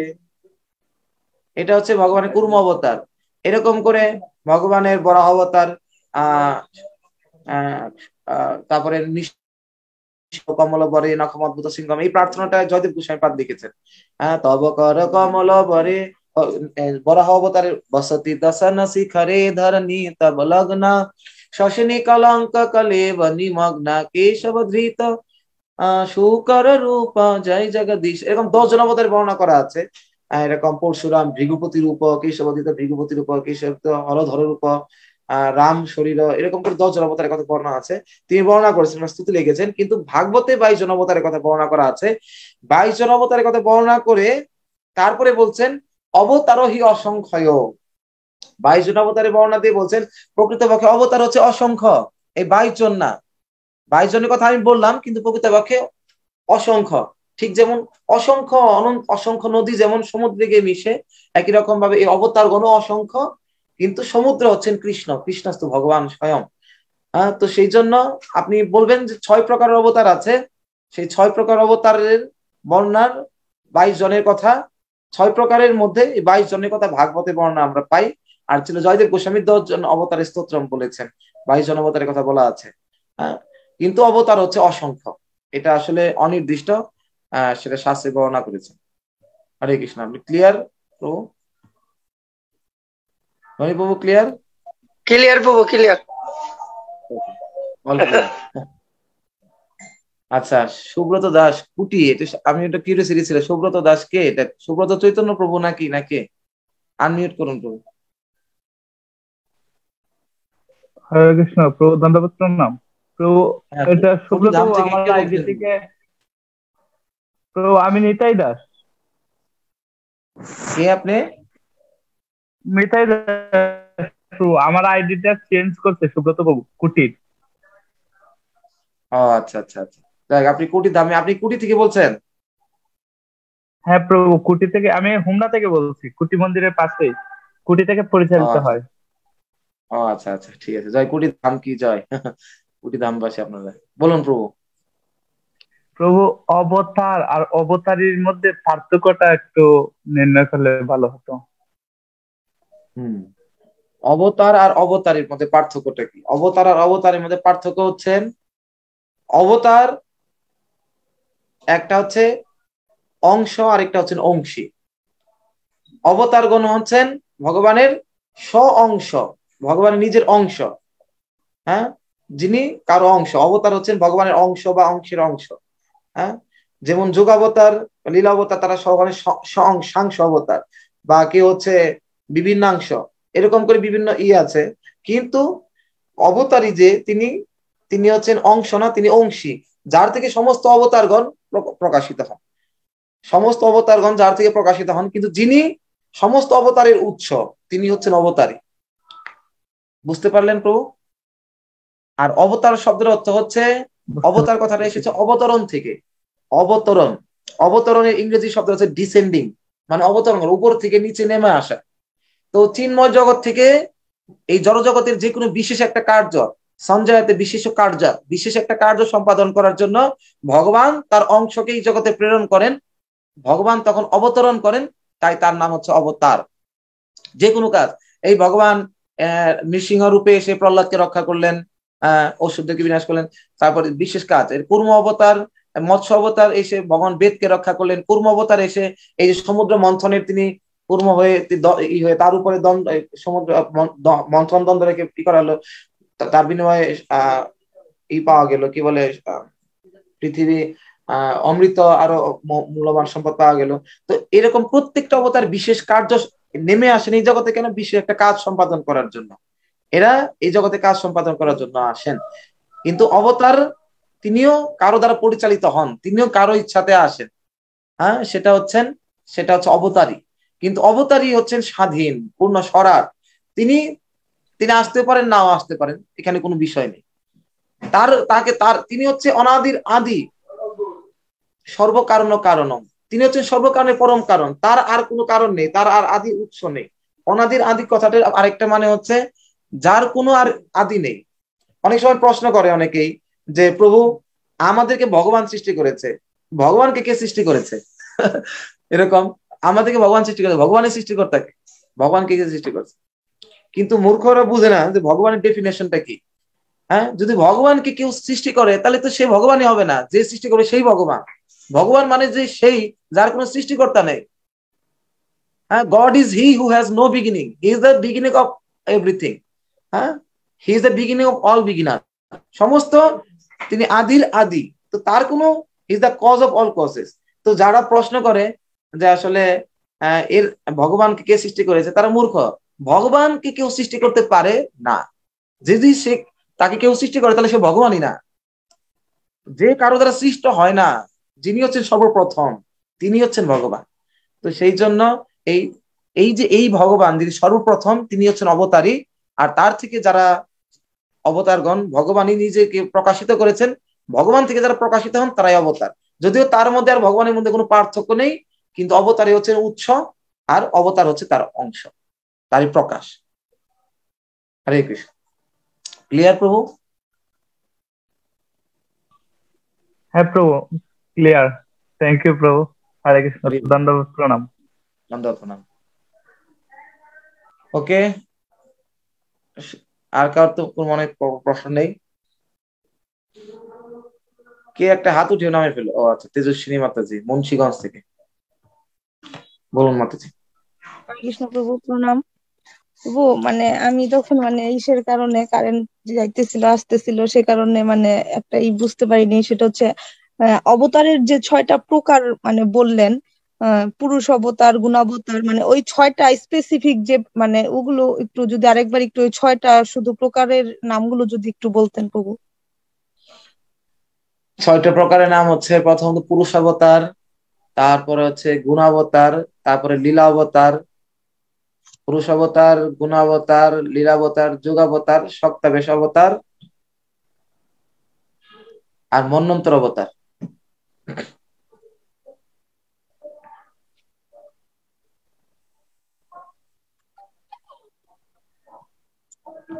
মন্বন্তর অবতার বলা হয়নি না? না প্রভু, যোগাবতারের একটু নামগুলো আর হচ্ছে মন্বন্তর অবতারের মন্বন্তর অবতার আছে বিভিন্ন, এই যে এক একটা মনুর শাসনকাল। হ্যাঁ, এই যে এক একজন মনু যে আসেন এই জগতে চতুর্যুগ শাসন করার জন্য, এরা হচ্ছেন এক একজন মন্বন্তর অবতার। যে বর্তমান মনুর নাম হচ্ছে কি, বৈবস্বত মনু। প্রথম মনুর নাম স্বয়ম্ভু, তারপরে সারুচিস। এরা হচ্ছেন এক একজন অবতার, পৃথিবী শাসন করার জন্য আসেন, বিশেষ কার্য করার জন্য আসেন। এরকম করে গুণাবতার ব্রহ্মা বিষ্ণু শিব, লীলাবতার রাম নৃসিংহ, যুগাবতার বরাহ, কুর্ম দত্তাত্রেয়, তারপরে যুগাবতার যুগাবতার আরো অনেক বড় লিস্ট আছে, আমার সবগুলো এখন মনে নেই। আমি আসলে বেটার হয় আমি আর কি বাদ রইল কি, আমি লিস্টটা আপনাদেরকে যদি আমি সাবমিট করি গ্রুপের মধ্যে, দেখো আরো অনেক বড় লিস্ট আছে, সক্তা বেশবতা আরো লিস্ট আছে এরকম, তারপরে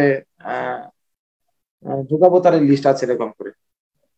তো ভালো হয় যদি আমি এতগুলো, আমার সবগুলো ওইরকম ভাবে মনে নেই যে বেশি, সবকিছু যদি একটা দুইটা করে মনে আছে, তো আমি নেক্সট যদি আমাদের গ্রুপ খোলা হয় তাহলে আমি সেটা আপনার স্ক্রিনশট নিয়ে টোটালটা আমি পাঠিয়ে দেব। ঠিক আছে মাতাজি?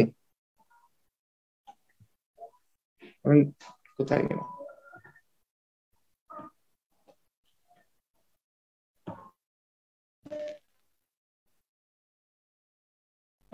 সোহাগ প্রভু হাত তুলেছেন।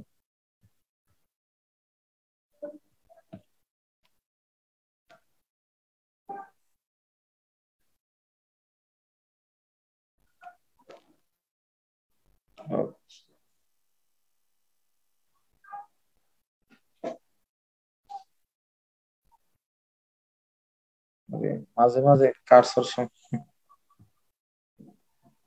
আমি করবো।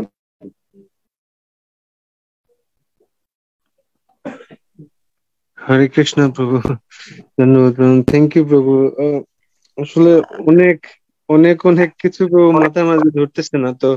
এখানে তো অনেক বৈষ্ণবীরা আছেন, যারা অনেক কিছু জানেন। তো আমার প্রশ্নটা হয়তোবা একটু সিলি অনেকে নিতে পারেন, কিন্তু আমি তো একজন বিগিনার, জাস্ট কিন্ডার গার্ডেনের ছাত্র, তো এই জন্য আমার মাথায় আসলো আর কি, যে জানতে চাচ্ছি আর কি। তো তো এটা আসছে প্রভু যে এই যে ব্রহ্মা যিনি ক্রিয়েটর, এই যে যখন বিষ্ণু থেকে ব্রহ্মা আসলো তখন তো মানে এই জগতে কিছুই ছিল না, না মানে তখন তিনি, তার থেকে 14 জন মনু আসলো। তো আমরা কি করে আসলাম তারপরে প্রভু, এটা যদি একটু সংক্ষেপে বলে দেন। আমি জানি অনেক ভাস্ট, অনেক ভাস্ট, কারণ এটা মাথার মাঝে ঘুরতেছে যে আমি কিভাবে আসলাম আর কি, বা মানুষ কিভাবে আসলো। আর আরেকটা হচ্ছে গিয়ে একটা সাজেশন, যে যেটা আপনি বলছিলেন প্রভু, যে যদি রেফারেন্স গুলা শেয়ার করি, এটা ক্লাসে তো এত আনলিমিটেড নলেজ আসলে কিভাবে আহ এগুলা কভার করা আসলে এই জীবনে মনে হয় সম্ভব হবে না। তো ওই যে যদি ওই রেফারেন্স গুলা শেয়ার করেন গ্রুপ করে, সব প্রয়োজন নেই, বেসিকটা কভার করলে হ্যাঁ, তো যদি একটা গ্রুপ করে এই সবকিছু রেফারেন্স না, গুলো শেয়ার বেসিকটা কভার করেন করতে পারলেই হবে। তাহলে এটা ভালো হবে আর কি, একটা আমার ভালো পদক্ষেপ হবে। সমস্যা হচ্ছে আমি সাউন্ডটা ঠিক মতো শুনতে পাচ্ছি না, এই হচ্ছে সমস্যা। আপনার কথাটা আমি এখন কম্পিউটারে ঝির ঝির সাউন্ডটা ক্লিয়ার শোনা যাচ্ছে না। একটু দাঁড়ান, আমি একটু হেডফোনটা কানেক্ট করি। আপনি বলেন ব্রহ্মার একটা কি যেন প্রশ্ন করলেন, আমি হেডফোনের সমস্যা হচ্ছে, একটু দাঁড়ান। আমার আমার মাথায় প্রশ্নটা আসছিল যে ব্রহ্মা থেকে তো আপনি বললেন যে 14 জন মনু ব্রহ্মা সৃষ্টি করেছিলেন।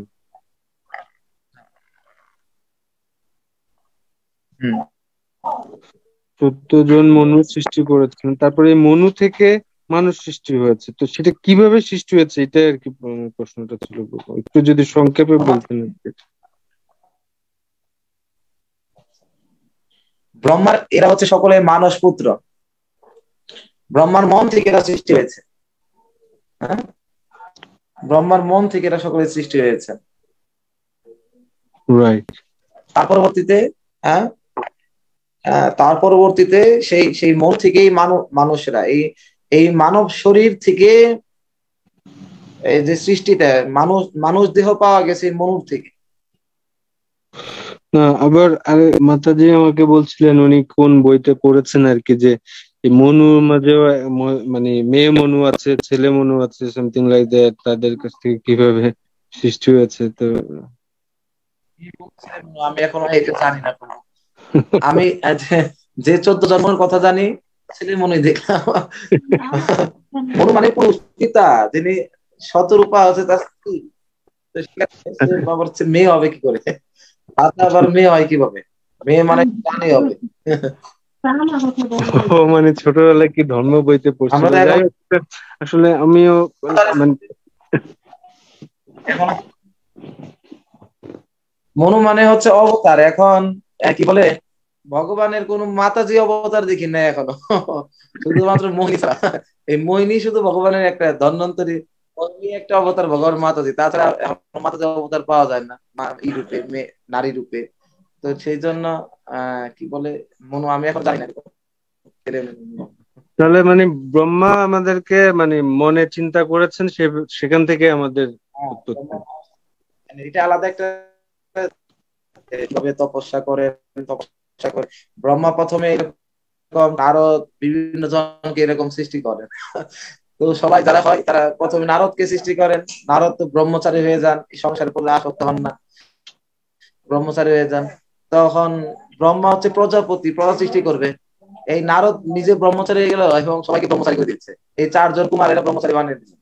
এভাবে করে যারাই হচ্ছে তাদের সবাইকে ব্রহ্মচারী এরকম করে নাম কি দক্ষ, প্রজাপতি দক্ষের পুত্রদেরকে এরকম করে ব্রহ্মচারী করে দিলেন। তো এইভাবে করে ভগবান ব্রহ্মা খুব ফেডা হয়ে গেলেন। ব্রহ্মা নারদকে অভিশাপ করলেন, ঠিক আছে তুমি এদেরকে গৃহহীন করছো, আমি বলছি তোমারও কোনোদিন কোনো গৃহে একত্রে থাকতে পারবে না। তার জন্য নারদ মুনি কোনো জায়গায় জায়গায় থাকতে পারেন।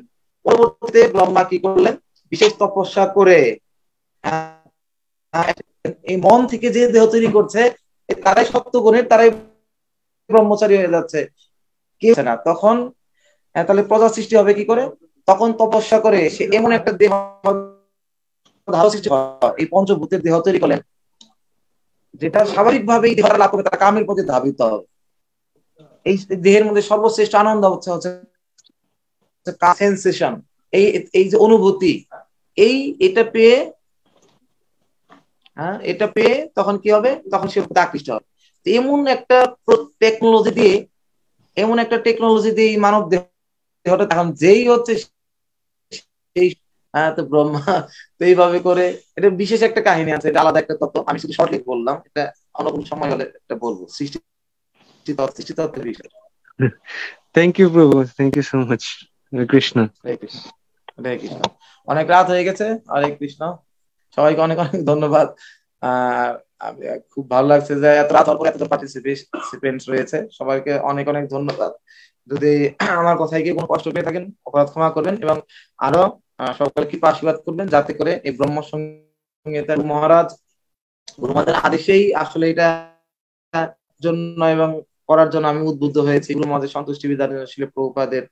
তো সেই জন্য যাতে করে একটু গুরু মহারাজ সন্তুষ্ট হন, ছিল প্রভুপাদ যাতে একটু আশীর্বাদ করবেন, যাতে করে অ্যাজ ইট ইজ তাদের কাছে যেরকম শিখেছি সেরকমটাই যাতে আপনাদেরকে প্রদান করতে পারি, এবং আমরা সকলেই সেটা যাতে প্রচারে লাগাতে পারি। হরে কৃষ্ণদের চরণে প্রণাম। বৈষ্ণব বৃন্দে কি কৃষ্ণ প্রপাত কি, শ্রী শ্রী ব্রহ্ম সংহিতা ক্লাস কি, তাই ঘোর প্রেমানন্দে।